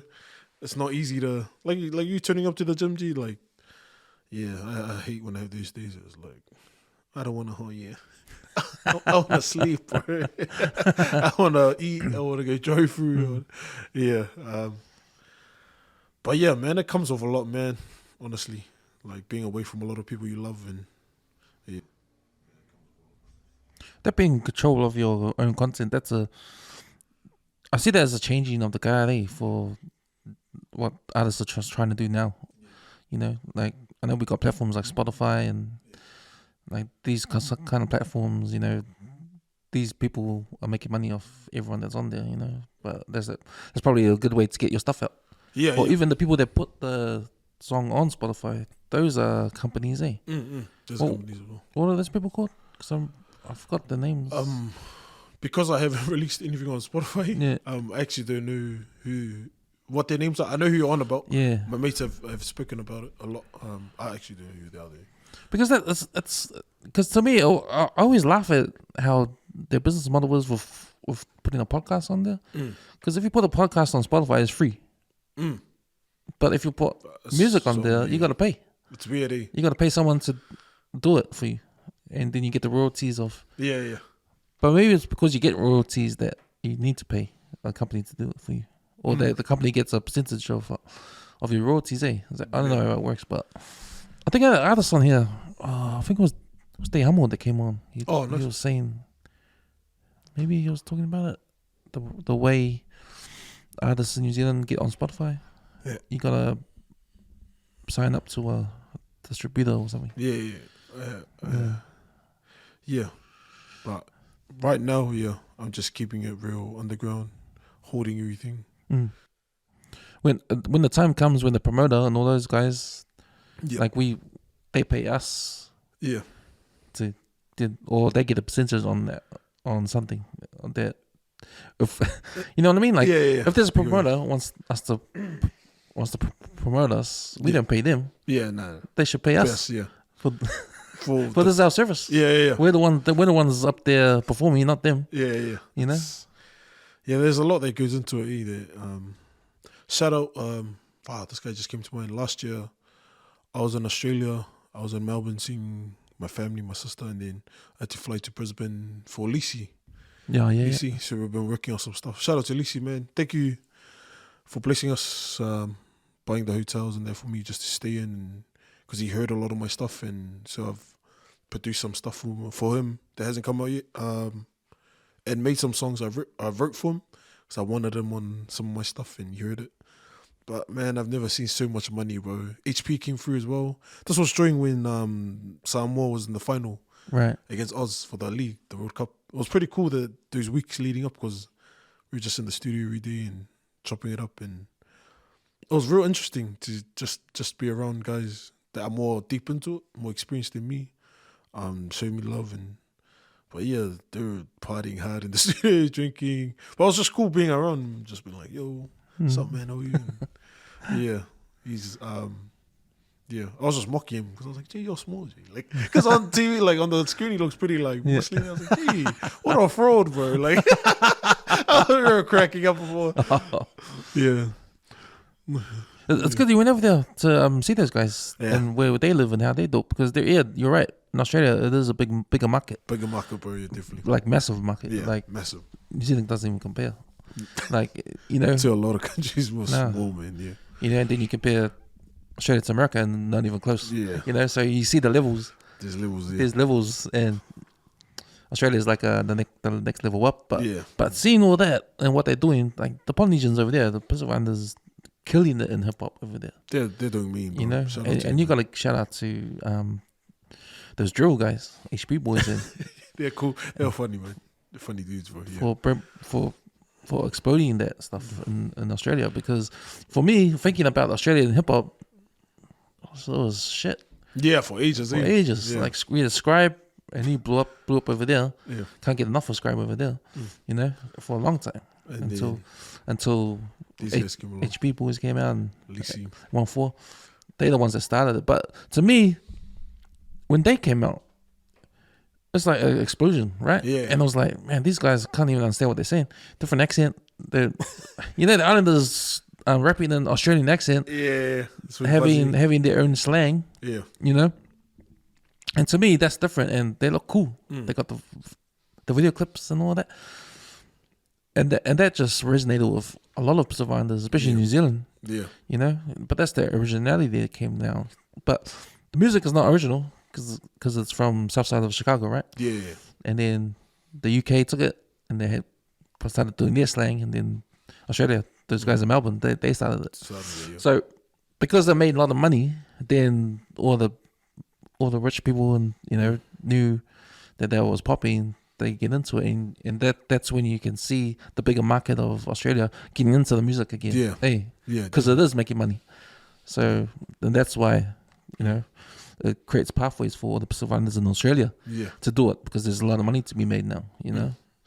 And to me, I said this before on the podcast, but to me, when drill music in Melbourne blew up, it's the same way how NWA blew up. Just kids that just started to do music and just blew up like that. Like how influential is NWA like all over the world? Started their careers, Ice Cube and all that. Those guys, Dr. Dre. And for kids to just come out of high school and just do a song and a few songs and blow up like that, it's amazing. Yeah, it is, bro. And so it taught me, like, and plus it was a different style of hip hop. It was the gangster rap.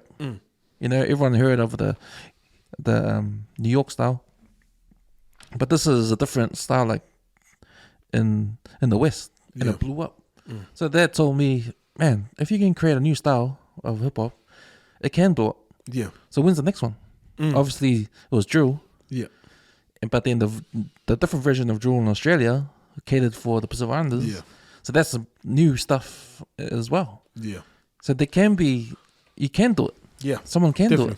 do it. There can be a new one coming out later on. I don't know what style it is, but Yeah. you might be you. You might be coming up with a new. I can do it. Yeah, I get what you're saying. Yeah. It's I think one of the you're right, bro. You're pretty on point, bro. To be honest, you're pretty aware. When I was there last year, when we were talking, a few of us, it's pretty buzzy. Like I said, I always want to know them as a person. So some of them were having kids and that, like on the way. And I was like, how is that gonna affect your writing in that? And they're like, yeah, I don't know if I can keep. Yeah, and I go, why not? Like, man, you guys blew up. Like, why not talk about different things and change the sound up if you wanna?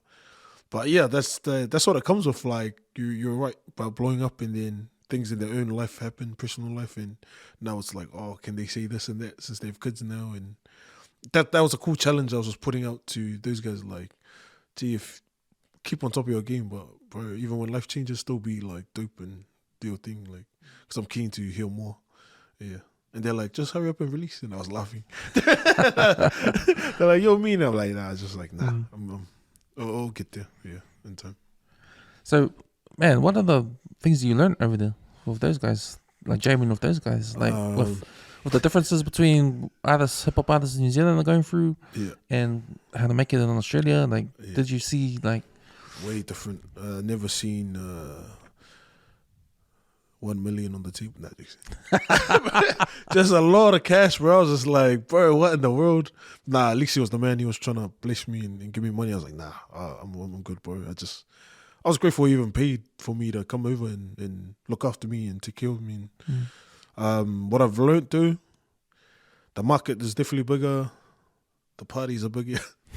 Way bigger. Man, I don't know how to explain it. It's like a real different energy there.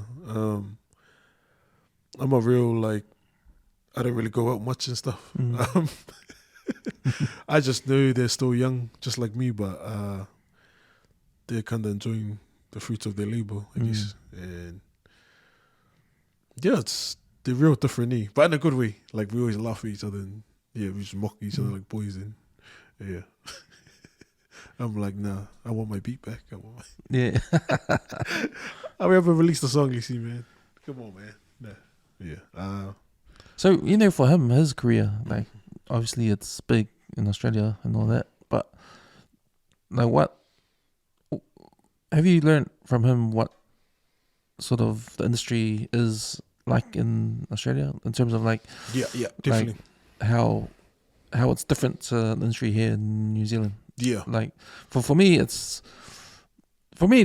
Zealand hip-hop in its heyday was in the, like, early 2000s, especially after Scribe, he came out. He was probably the biggest. Yeah, he was the biggest, and like a lot of artists came out after that. After him, and they had their style, like Decepticons, and it was a good time for New Zealand hip hop. Yeah, and then now hip hop these days kind of died down. I can't really name people that doing it right now. Besides, I can't either. Besides Poetic or Evandale, what's his name? Mellow Downs. Oh, Mellow Downs. Mellow Downs, get him. Get his ass. Mellow Downs. See, there's only two hip-hop artists that are still doing what they're doing and probably on top of their game in terms of like making it a career for them. Yeah. Like now, like sustaining their art full-time. Because I think New Zealand market's so small. It's small, bro. Like, there's not enough money to go around. I honestly don't see myself. I'll keep that to myself. Nah, just I know my career will be transitioning to overseas, definitely. Yeah. But just having a starting ground and developing, really honouring where I'm at and not trying to take any shortcut because I know that'll help me in the long run. But yeah, I don't know, 70 schools, how many kids in each school? Depending, 2,000 times that by 73, I don't know. Well, that's a pretty big number. Yeah, I'll be keen. Yeah, I'll be keen, man. All the students that have been supporting, man, putting the shows on for $1. Keen just to show love and I really love just the art form of hip hop in general. Mm. Yeah, always be about the passion and purpose before the money. So I know the money will come. My love for what I do has to outlive and outlast the money. Mm. Yeah, because the money will run out if I do it for that. So yeah. Well, it's sustaining what you're doing. Yeah. Doing it full time. Yeah, I think that's the goal. Mm. And it for me, it's my goal too. Yeah. To sustain this. Mean, bro. And as long as it pays the bills and Yeah, puts a roof over my head, then I'm happy. You know, Yeah. the millions can come later. but it's the art form for me. Yeah, It's the art yeah. form for me. Like getting better at this, getting better at doing my craft and that, like talking to people. Like for me, man, it's just talking to people. Yeah. You know, that's the gold I get. Yeah. You know, just coming away off a chat and just be, that guy was the man. Like, I get inspired all the time with people I talk to. You know, and that's and money can't buy that. Yeah. You know, Woo! money can't buy that, man. Nah, for real. You're on, bro. And it's good for your mental health too. Like, Yeah, bro. Just to talk to people because they're Yeah, human man. interaction. Mm. And that's why I don't do this on Zoom calls, and That's mean. Yeah. because one, the sound is not right. Yeah. The sound is not great. Two, they probably got worse internet than you, and Yeah. and they buffer out. Yeah. But you don't get that interaction Yeah. like you do face to face. You know.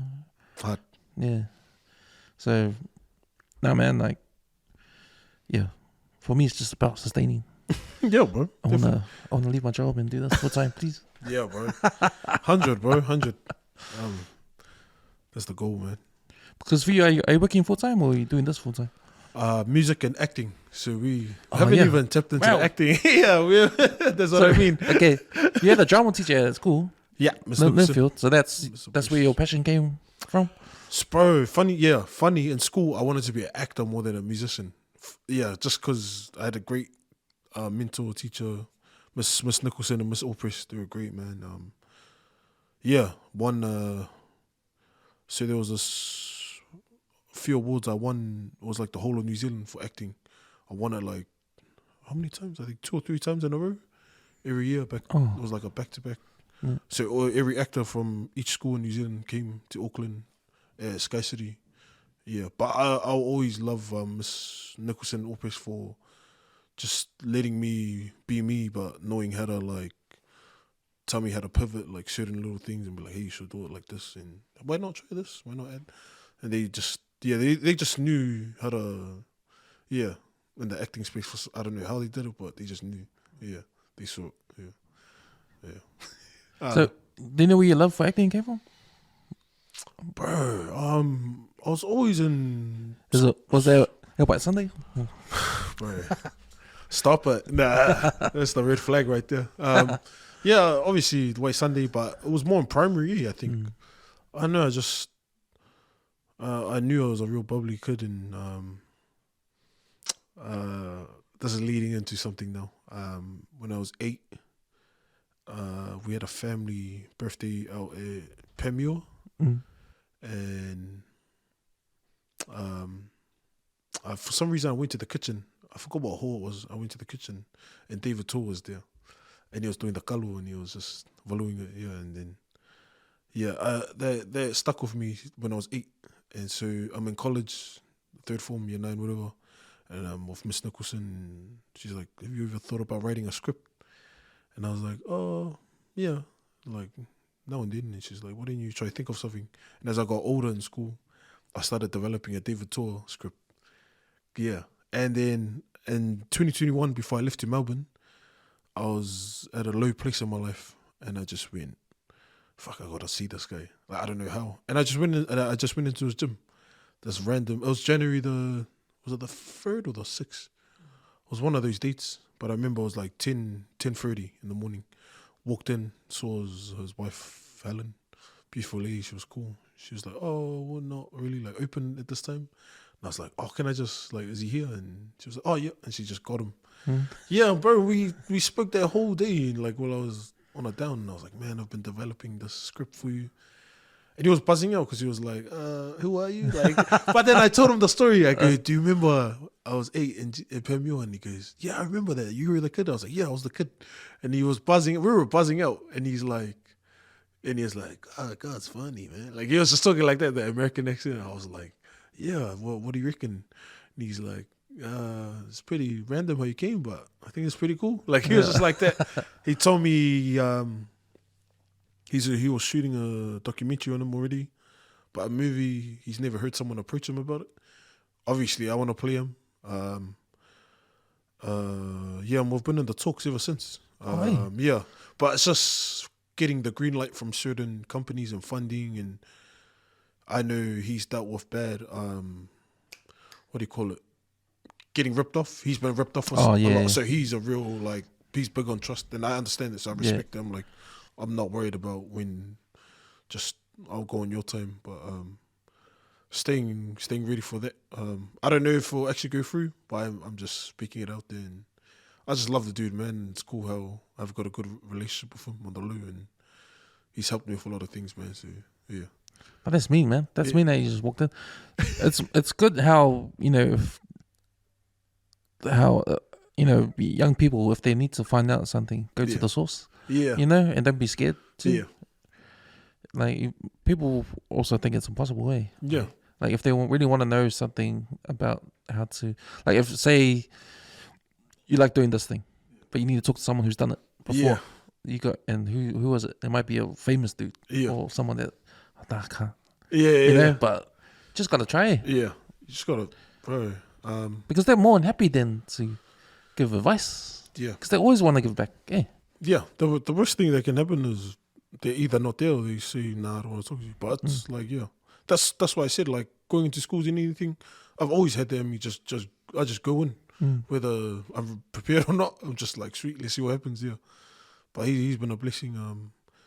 Style Binder, as another one on the low, I've known for quite a while.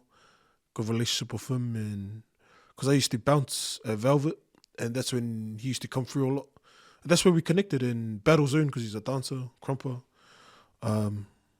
Yeah, and I was with him before he flew off. We were just at his gym and just chopping it up and talking, and yeah, I just love that I know I may not be up there like them, but I have the guts and the balls just to go say what's up and get myself in these rooms, because I know one day a kid is gonna be like that to me, but like, yo, how did you do this and that? And I'm like, I'm just like you, G. Like, yeah, just taking chances, man. You never know. Yeah. And you're not afraid of doing it too. Yeah. So you finished school. You like acting.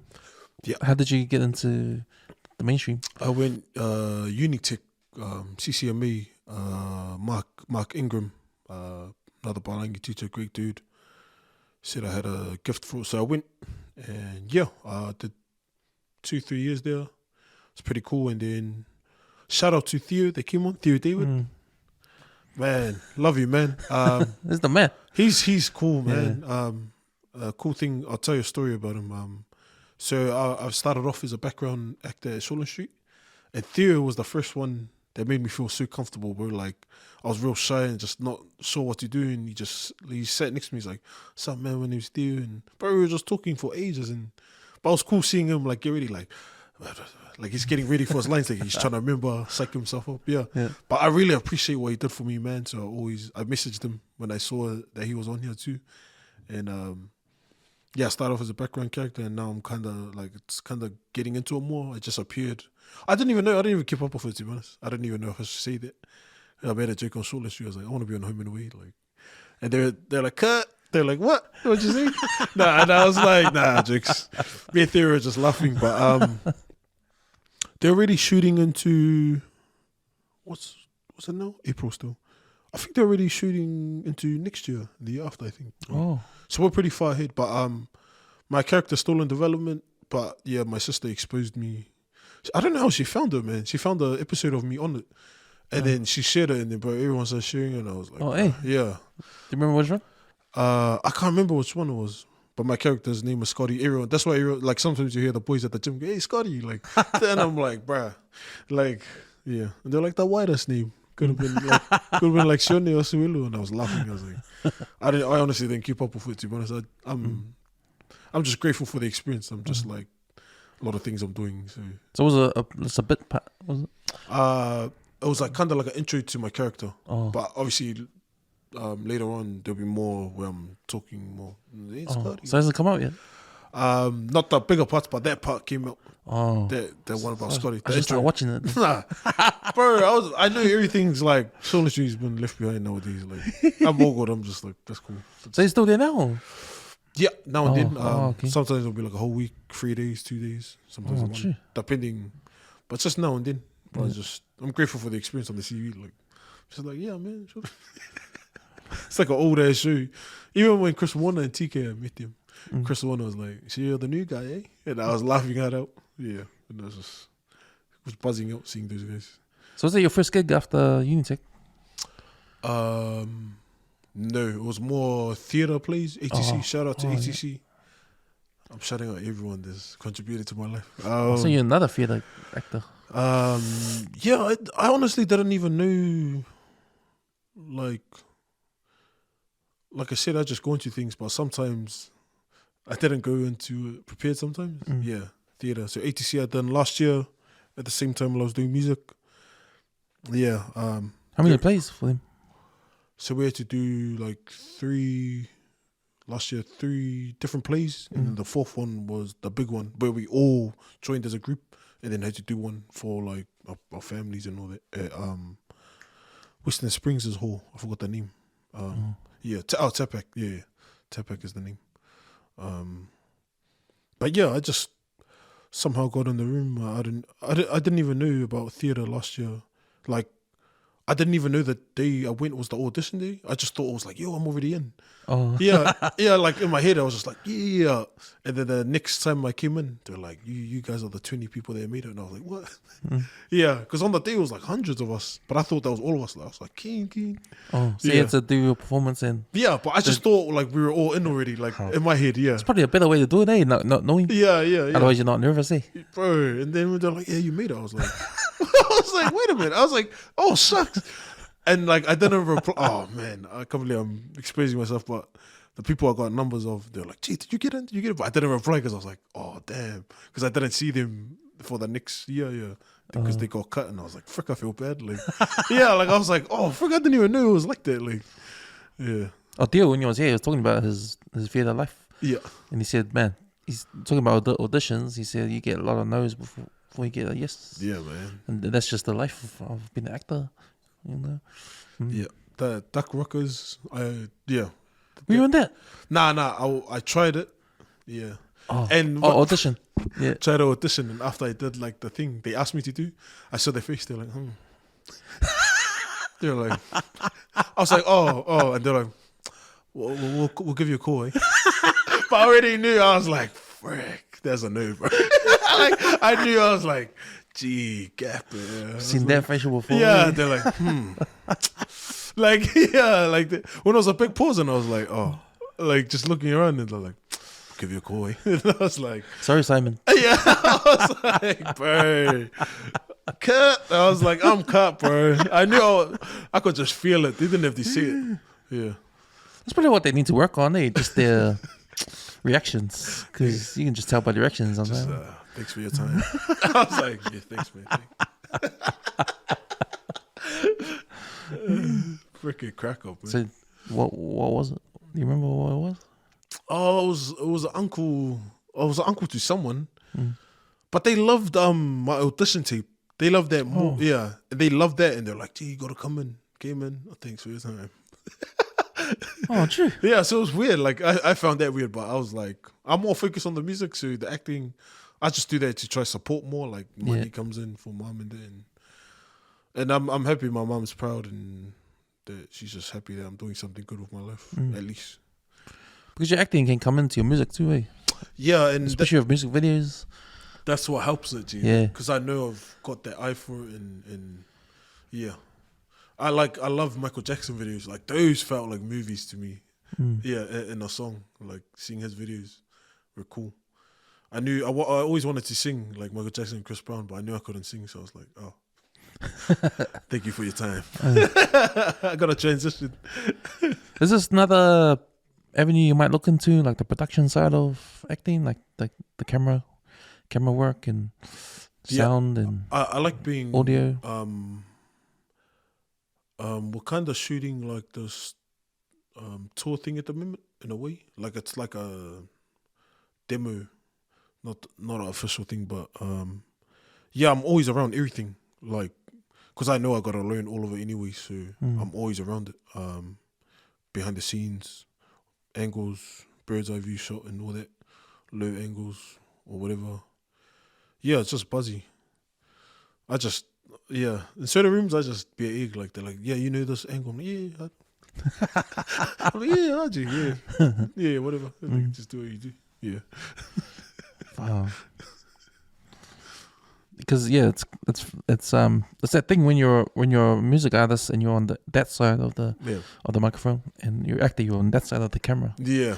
But then the other side of all that is different, eh? Yeah, like, way different. Like that technical side of things. Because it always amazes me when I see a recording studio and all those buttons, all those the mixes and all that. Yeah. I'm like, how the hell can they understand which one to push? I still, man, to this day. Till this day, man. Till this day. Nah. Jesus Christ. Nah. Yeah. Man, those producers and engineers and masters and all that, man. I don't know how they do it. Like, I'm still learning that stuff. I love, even though I'm in there every day, I'm still like sitting there like, they're like, yeah, the 44 volts. And I'm like, come on, white man. Just finish the song. Like, master it. Yeah, but yeah. It's trippy. It's trippy. Because is that something you want to get into or no? Not really. I know the first steps of it. So just chucking on EQs and all that, just sorting that stuff out of my voice and compressing it. Yeah, but that's the cool thing about crescendo. Like, they really teach you like the fundamental what you need to have your song sound good and mastered and all that.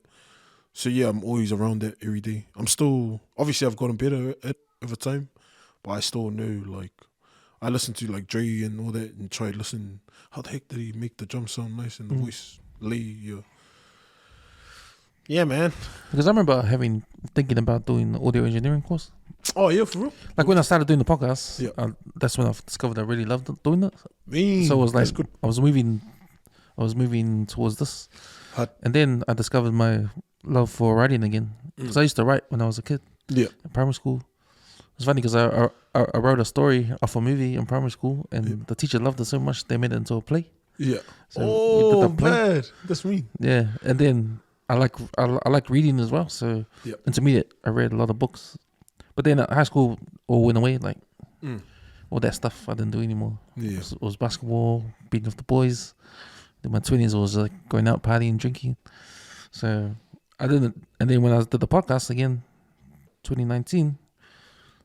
We did a website and we had to start writing for the website. That's when I found my love for writing again. Yeah. From back in the days. So it all came back. I said, fuck, man, I remember I loved this. Yeah. And I like doing this. Yeah. So that's why I did the course to learn more about it. But then I had this idea of like, man, if I love doing this, maybe I should do stuff that relates to this. Like being an audio engineer. Yeah. Because it relates to what we're doing, or doing, I don't know, anything else that's relatable to what I like doing now. That's me, man. And I think I should have done it ages ago, but that was that fork in the road, eh? Because you never know, because I've been doing my full-time job for over almost 20 years now. Yeah. And if you're doing it that long, you either still love it or you don't, Yeah. I think for anything, eh? You must be on like autopilot for like, it's just like for 20 years doing something. Sometimes it's just autopilot, like you just know what to do. Would you say in a way? Yeah, well, it's a job where it changes with the times too. So when I started working, when I first started working in 2001, I got the job, and I was like the new kid. Yeah. And I knew computers because I came from uni, and because no one was doing computers hardly, so I was the main man doing the computers, so it helped a lot. But now 20 years later, I don't know much of the new technology coming out, some still doing the old school way. Yeah. But the new kids coming out from uni, they're coming in and they know the old school way. They don't have experience, but they know the technology. I'm learning that. Did they come in with like iPads or no? Now we used to play on that, but they come in with the the knowledge of the new technology. Shucks. But I don't know it. Yeah. I have to learn it, and it's like real complicated. It's like, oh, no, I just did the old school way. I'm still doing the old school way, and just helping the young people along with the experience and that. Yeah. But you know, when it comes to like been doing it for so long. But I realized now wasn't my passion. Because now how we talked about finding the kids' passion at schools, because you have to move them that way. I think there's no choice, because otherwise they're going to end up not loving what they're doing, and then finding out later on in life that they should have done something else. You know, without pushing them in the direction when they were younger. Yeah.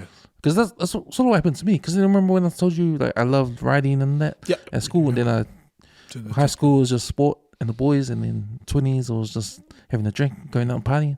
So I did that for 10, 15 years, just spending my money, like living paycheck to paycheck. Yep. And all that, not thinking about the future and just hanging out. But in the long run, it's not really sustainable way. You know, and because I left my love behind, I did something else. I went to uni for something else that I thought. But then when I got the job, started making money, I wasn't using. It was just money to help me with my partying and that. and buying shit. And doing shit, like not really. It's just a 9 to 5, you know, and just having fun with the paycheck, but not really a passion, sort of thing. Yeah. And now that I find it later, see, and I think what you're doing is really important too. These talks, appreciate it, or trying to find, or just letting these kids know, you know, they've got a talent. They've got a talent. They've got a love for something. We don't know what it is. You might not know what it is, but it's up to people outside, parents, teachers, to find out what it is and push them ahead, and that not just push towards something that it's normal. Yeah. Like, you know, you hear talk on social media these days about schools not doing the thing that we probably want our kids to be doing, especially nowadays of technology and that. Yeah. Because especially Pacific Island families, because our parents probably only knew three jobs: accounting, doctor, or lawyer. Yeah. If you're not that, then you're not good. You're not good enough. If you're not that, then come to the work where I work at. You know. Or, you know, if we say we're gonna be a gamer, you know, no. But these days you can get money playing games. Yeah. But even the art forms, being an artist, any kind of artist, is what people need right now in the world. Yeah, man, definitely. Because they need to enjoy stuff, you know, and they can't enjoy stuff if no one's giving it. So, you know, when the time comes, Oos, when it's time to unleash your work to the world. Yeah, man, excited, man, definitely. What's your sort of time frame, or now? Or your sorry, to release all your stuff, like time can frame. you talk about it now, or not really? Because you know how you said you need to be prepared. Like, how's that journey for you going? Your preparation, like, are you halfway there? You know what it's gonna look like when you release?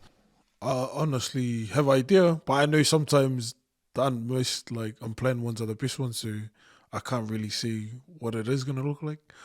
What I am gonna see, which I believe it will have impact and influence the way the people I looked up to growing up, you know, like it saved me, it made me feel special in some type of way. It made me feel like I had hope for something, and I'm taking that aspect of the music I listen to and kind of putting everything into it. And but time frame wise, will either be this year or next year, sometime next year. Because I can't I'm always refining my stuff. So yeah, it's always like in the basement. I call it the basement, the vault or whatever. Yeah. Yeah, I always laugh because I'm just like, I played a few stuff to different people, and what was their reaction? Yeah, they're like, why does it sound like soft and then it's hardcore hip hop and then because I'm playing around with a lot of different things, but yeah, when I have to try and draw from different emotions from a certain situation, I'm like, I can't just do a song and be like, yo, that's mean. I have to be like, nah, that doesn't feel the way I felt that at that time. I need to redo it. Like, yeah, yeah, takes a lot of, yeah. If you want to build a legacy, I don't think you can rush it. Yeah, for me, this is me. Yeah. You know, when you talk about developing your identity and your style with your music, Yeah. what does that look like with the New Zealand part of it? Like how we grew up here in New Zealand, like our accent and the way we talk, and maybe just the style of it all. Because I feel when HP Boys and all that came out, you know, that was their identity because they had their own accent, they had their own slang in there. And then if you heard it anywhere else in the other countries, it's like, hey, why are you rapping like them? Yeah. Or you know, something like that. Like that's me, bro. Like even with American stuff, like sometimes the American accent comes out. Can't help it, eh? Yeah. That's just what we hear. Yeah, because that's what we hear. But I give it up for HB Boys for sticking with their accent, sticking with their slang, and putting that in their music. Yeah. So that's their identity, and I really think New Zealand has their own identity too. Like, yeah, definitely. I think when it comes to the New Zealand accent, David Dallas, he comes to mind. Yeah, because he embraced it. Yeah. There's no hints of any American accent. It sounds weird, but you sort of embrace it, you know, like kind of thing. But yeah, it's your how is your music related to that, like the identity towards the way you sound? Nice question, brother. Nice one, sir. The principal's office. Sound wise and identity wise, I feel since I've lived with different people of in my life growing up, I've been grateful and thankful to have different experiences. So I've lived with people that were real spiritual and loved God, and then I've lived with people who have, yo, shit, man, 88, man. Like, yeah. And it's like, I drew from those different experiences where it was like real raw street. Like, I wasn't a part of it, but I was well aware of what was happening and had, it just come across so many different that a lot of my sound, the identity of it, it's like different parts of my life and upbringing up till now. Yeah. So some stuff sounds nice and mellow and soft, and then some is like, yo, are you alright, man? But he sound hood, man. But that's just, it's not me being hood, it's more like describing that background of where I grew up and came from, and kind of telling stories for people that they can't speak for themselves, kind of thing. Kind of trying to carry them. Because like, one thing I definitely know as brown people, we love to know where we're from. Like, I definitely agree, respect it. But I think not enough people know where they want to go to next. They're so comfortable being like, yeah, I'm from here. And one of the best things I've learned is like, hood-wise is like, don't die over the neighborhoods that your parents are renting. Like, why die for a street that your parents are still renting, kind of thing. So I had to think ahead and be like, okay, I'm proud of where I'm from, but I got to know where I'm going next.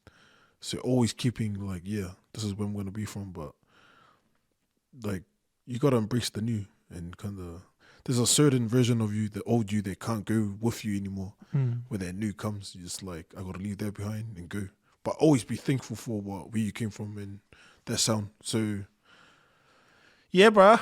That's cool. That's a cool story. Because that is a story. That's the Pacifica story in Auckland. Yeah, you know, because we're gonna develop our own stories, and for our identity to come out that way, and those kind of stories that come out, it's gonna be unique, because no one lives in Auckland, like no Pacific Islander that lives in Auckland lives like anywhere else in the world. Yeah, not even from the islands where our parents are from. Yeah. You know.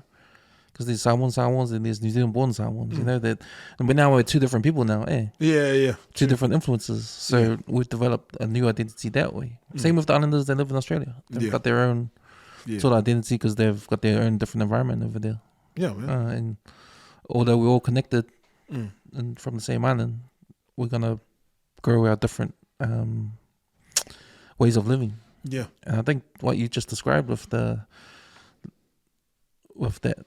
song, it's got a song, eh? Is that a song?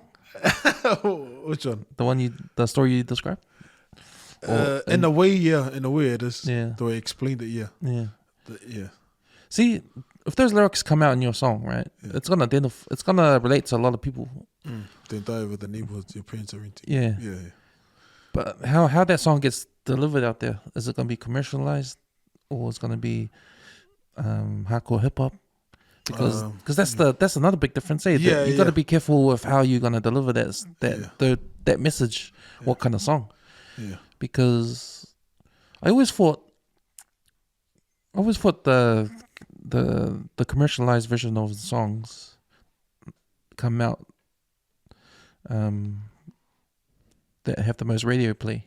And then, but it's not respected in hip hop. Yeah. Hip hop, commercial. Yeah, it's not respected as much, but it's done in a way where it gets out there. Yeah. But then I think the message get lost because people are not listening to the song lyrics. They're just dancing to the beat, or it's just a beat up to them. You know, but the pure hip hop people, like, if they listen to a song that's got the lyric, they listen to the lyrics rather than the beat. It's not about the beat. Yeah. So how do you balance that to see that? What you described is going to be a good song. I appreciate that you picked that up. No, it's going to be fuzzy. It's going to be mean. Yeah. But I wanted to get to the people that learn from it. You know? What's coming to my mind is just like some people like food or foul salt, and when they add salt, they're like, oh, shucks. They realize, I guess, damn, that's a good question. I'm even like kind of trying to figure it out because I don't even know if I don't present myself as a commercial dude, but I know I have a lot of pull with a lot of people because they've seen what I do and heard a lot of what I said. I guess there's a belief thing too, like just saying it, but I've said it so many times in the studio, doing the neighborhood, but I kind of just gradually said it and you picked up on it quick, and I'm like, damn, this guy. See, I guess I've believed that so much, like about writing about a lot of things that maybe I don't know the impact until you said it, and whoever's gonna hear this soon. Because it's all important, especially the stories you're gonna tell. Yeah, being a storyteller, and I think it comes across when because you're an actor. Like that storytelling aspect will come across in your music, I think, organically. Yeah. Hey. It's always. So you're gonna be that type of hip hop artist. So see, when it comes to what comes to mind is the Notorious B.I.G. Yeah. Because his stuff was commercialized by Bad Boy, because they want, that's their style. But his lyrics are still hardcore. Yeah. So he managed to go and cross over both worlds. Yeah. Like and you don't even know until you listen to the lyrics later. Yeah. Right. Hey, you like the song because of the beat. Yeah. And it's cool. But then when you appreciate it. But then later on when you hear it and you listen to the words only, you're like, oh man, fuck. That makes this guy's hardcore. But you don't get it till later on. It hits you when you understand. Yeah. I think in New Zealand, I think Poetic is a good example of someone that's can do both. Yeah. Because some of his rhymes, man, it's crazy. Like his wordplay. Fuck, this is one song I heard. I don't quote me on the words, but I was like shaking my head because it was like every word was like in all his bars. Yeah. Man, it was just like hitting all the rights. Oh man, I was like, but the beat wasn't hardcore, but it wasn't commercial. It was just the right balance, eh? Yeah. Just I reckon as the artist itself, it just depends on where they're at and the energy and on that certain song. Yeah. Some songs I didn't like when I was younger, and then when I got older, I'm like, like you said, I was like, damn, I understand it. It actually hits us like, what the heck? Yeah. But I can't really put I don't know what's going to be a hit for me or what's going to be commercial and honestly don't know. I'm not going to lie. And that's what I mean, validation again. I go back to them, like, if I try and lean on that, then I'm gonna suffer mentally and everything, because I'm seeking for it from people. But I gotta be okay with myself and the music I put out, and not worry. I'd rather see the energy at the shows. That's when I'll know if it hits or not.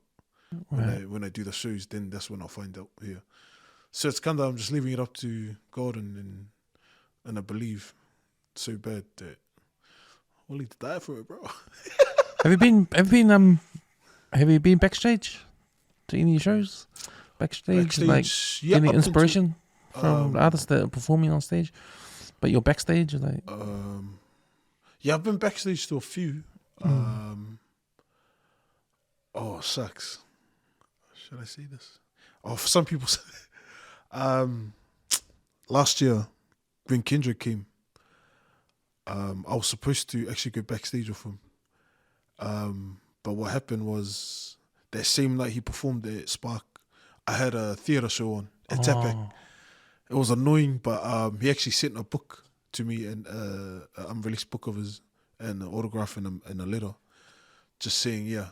It was crazy because I've written this on my notes and on my phone. I can find it, but I had like this dream about Kendrick. Like, we were on a video call, and he was like, "You're doing the right thing, bro, and keep pushing. Like, I like what you're doing." And ever since that dream, bro, as well, I've just been pushing even harder. And when last year happened, when I was supposed to see him, I was like, "Frick, man, that was such a like." But that letter he gave me in the book of some stuff, it's just like a personal thing I have with him. It's buzzy. I buzz out at it. I'm like, can't believe this happened. Even though I didn't meet him, it's cool to be noticed by one of the greats. And wow. yeah, How'd you get hooked up with that? one of the ladies that I know, she used to work under Dr. Dre. Yeah, I can't mention her. I want to mention her name so bad, but That's right. She's. But how did you meet her? I just met her through the music scene. Okay. She's from England. She's cool, man. And she's like, yeah, I worked in Interscope and Aftermath. I was like, what? And she was like, Interscope, Aftermath. And I was like, Dr. Dre. And she's like, yeah, I used to work under him, but I was more at the office. Like, when you walk in, you'll see me straight away. Oh. And then I was like, oh, yeah, cool. And then she goes, oh, we're good friends, and he'll always send me stuff that's not released, and I'll just listen. And I was like, can I have a listen? Bro, and I had a listen to his unreleased stuff. I got some stuff on my phone. It's weird. And then she goes, send me some stuff. And I didn't know last year at the time. I feel like she was sending it to him. And obviously Kendrick's he's a part of Dre as well. And I feel like that's how they found out. Because I don't know how else they found out. So she was a big blessing, low key. Yeah, she'll sue me if I say the name. She'll be like, don't mention me too. That's okay. I'm like, I'll probably, when the camera's turned off, yeah, here's another one she's contacted Kanye's team for me. Oh, wow. So,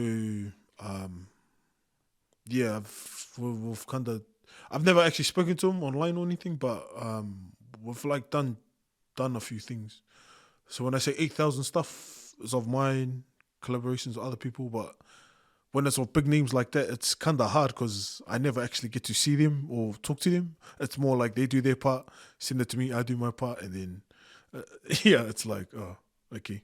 So like, I think obviously they're the big artists, and they're kind of like, I don't know what their motives or intentions are. I guess they're big enough, they don't need me. I guess they're trying to give me a little push, I guess, Yeah. if their name's in a song. So Oh, damn. I was just grateful for that. Yeah, and I guess that's why I work the way I work, is never take any opportunity for granted. Yeah. I guess it's true how small this world is, eh? Yeah, I mean, if you work hard, like, you never know yeah, what's going to get you. Because didn't you know Roland Williams? I've heard of him. He came in the podcast. Yeah. He talked about how when he's a big fan of Wanye Morris from Boyz II Men, and he always went on his lives to try and, because Wanye did this Talent Quest thing on IG Live, and he always pressed it to go in, but he always got rejected. But did it for 2 months straight, and then he finally got in, and he won a trip to go to his house. So he actually went. Oh, and he spent. We went to Las Vegas. Spent, I think it was a week or a few days at Wanye's house. Had dinner. Met He met Floyd Mayweather through. He met Floyd. Yeah, took a photo of him. Hard work, dedication. You know, Hard work. but yeah, that's what I mean, man. Like the world's so small. Internet's out there to be used, and if you're passionate about your work and whatever you do in art, like other artists appreciate, because other artists will look at other art too, the same art people do. But for that opportunity to happen to him, that's like, crazy. These opportunities do happen. Yeah. You know, and it is crazy, and we constantly say things are crazy when we hear crazy things, but they happen. Yeah, you know? It's real. Yeah. Things happen like that, like to a lot of people, especially in a small country like New Zealand and Auckland. You know, definitely. Like there's heaps of people that from here that have had these same kind of opportunities, touched hands with the goats out there. Yeah. You know? Yeah. Yeah, sometimes I'm like, wow, this doesn't feel real. Like working with these guys and like low key. Yeah, it's weird. So I can see how it's gonna benefit you now, the way you're doing what you're doing. Like appreciate that, developing everything, like keeping quiet and you know, and just making sure you got all bases covered. You know? Just making sure your family's okay and are gonna be okay at the end of it, or when it starts. Or when things happen. You know, when they happen. Definitely. And just your mental health and everything. Like, man, no one told you to say. You just I'm learning on my own. But you it's different. Yeah. You know, some people learn on the way. You are learning on the way, but you're holding back and learning at the same time. Yeah. Just making sure. Yeah. When people just do it. Yeah. It's buzzy. Yeah. It's weird. Has there ever anyone told you about how you're doing things and interested in seeing how you go? Like, what do you mean? Like, you know, I'm just interested in the way you're doing your music journey, because I've never to me it makes sense. Yeah. But it's not the way people will do it. Yeah. You know?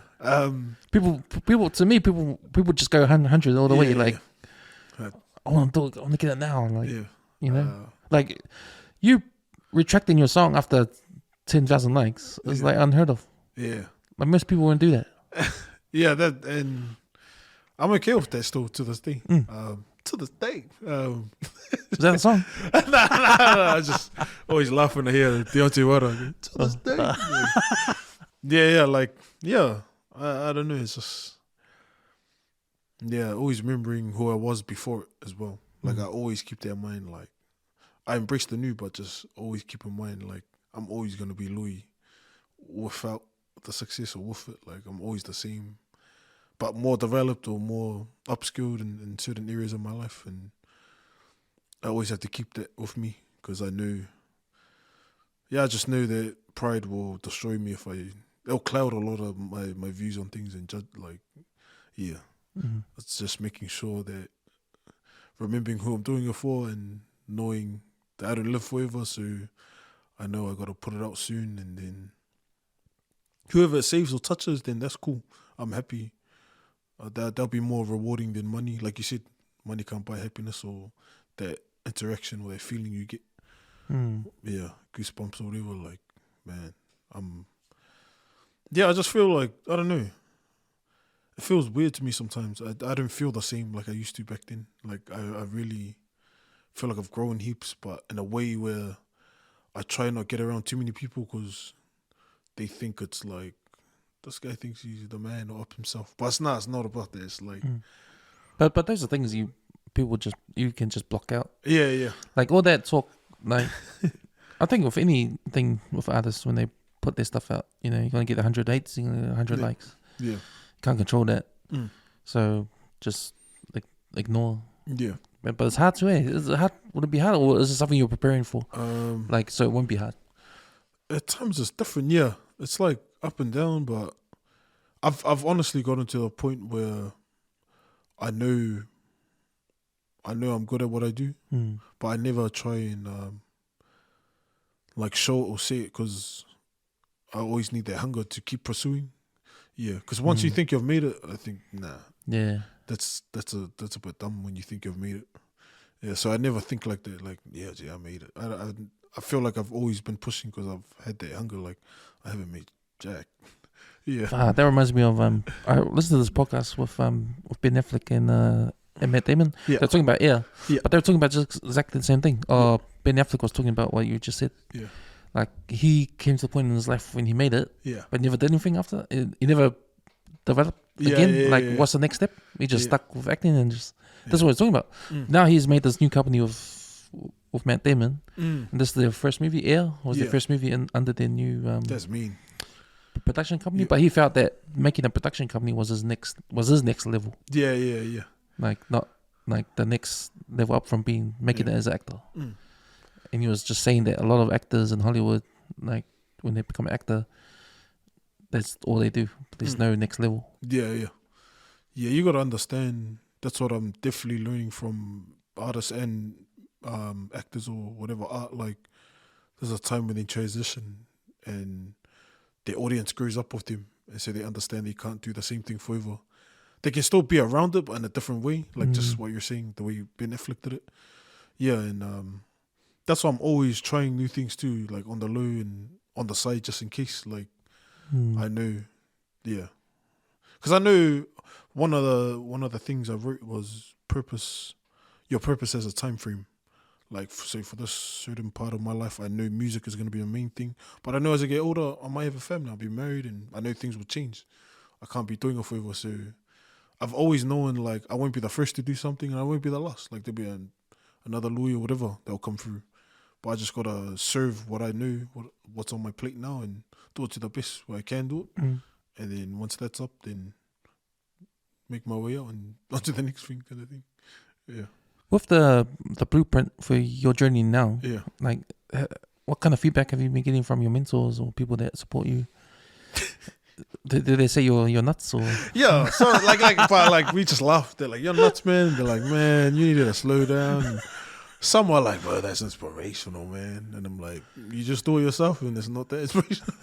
You're tired, and it's a bit of mixed day. Like, obviously, some are like, "I think you should hold back," but in my heart, my spirit, my soul, man, I'm not backing down from anything. So it is what it is, man. This is all I got, man. Anyway, I don't want to die and have regrets. Like, I want to make sure when I pass, man, that I know I did everything I could. Yeah, for me. Yeah. And with your writing, like, how do you, man? I just still can't believe that 8,000. I knew, even the like, how does it come to you? And do you just write it down, whatever comes to your head? Yeah, man. Just like anything, bro, when you're in the gym every day, you're working on something, it's just the same with writing and music. And in my opinion, that's just me as an artist. And interactions I have with you and thinking back to things that happened to me and things I've done to other people and watching movies and listening back to old songs, and I'm like, oh, why did I feel the way I felt there? It's because he said it this way, and like moments in time, eh? For me, like artists, hip hop artists or whatever artists, to me they're just a canvas. They're just the art, and I get to pick and draw from it, like be inspired, be like, oh, this song, oh, this is what they said here, and I pick from that canvas and be like, okay. And there's these certain songs I heard J. Cole did like a certain flow pattern thing, and I was listening to an old Eminem album, and I was like, damn, J. Cole got that off that canvas of his album. Like, it was the same exact thing, but he just said it a different, like, same flow, but just changed a few words. You picked it out yourself? Yeah. Picked it up? That's how much I study, and then I'm like, damn, that's what I'm basically doing with different things from different artists. Like, it basically is like they're looking at each other's paintings or listening in a way, and they're like, okay, that's me. I'll do it my way. That's what I'm basically doing. And if you really do love what you do, you'll look back in history and be like, you got so much to draw on, like, from as well, and kind of be like, gee, this is mean, but I gotta say it in my own way, in a way. Yeah. That's interesting. Yeah. That's mean, because I'll tell you, like, when I'm writing for the West West Network .com or westwestnet.com, like, I write these I write these sports articles, right? I've seen that. Yeah. So I write these, and I always reference movies and to relate to the situation, right? Yeah. But I do it in a way where I like the part I like about the part I like about writing is when I use words in the beginning, and then I come back with those same style, same words at the end. So it sort of reminds you about the beginning. But the beginning is like music, eh? Yeah. To me, it's like music. It's like putting the word. Like I pick a particular word that's odd, that's like not in the right place. So maybe it's a piece of slang. Yeah. But I use it again at the end, so it reminds you that you've read it in the beginning. That's sort of thing. And I find that that develops a kind of style. And if I do that like often, then people will probably know that it comes from me. Like that's my sort of signature. Sort of thing. But I'm trying to find a unique way of doing that kind of thing. That's just one. That's cool. That's just one of things I've thought about. But it's not like it's not been done before. It's been done before, but I like doing it in a different way. Yeah, just like you said. So yeah, and this is why I love writing, because it makes me think. Yeah. It makes me think, man. Because same as you, when you write, you're thinking, Yeah. Always, man. Yeah. And man, it sort of unlocks my brain. Yeah, bro.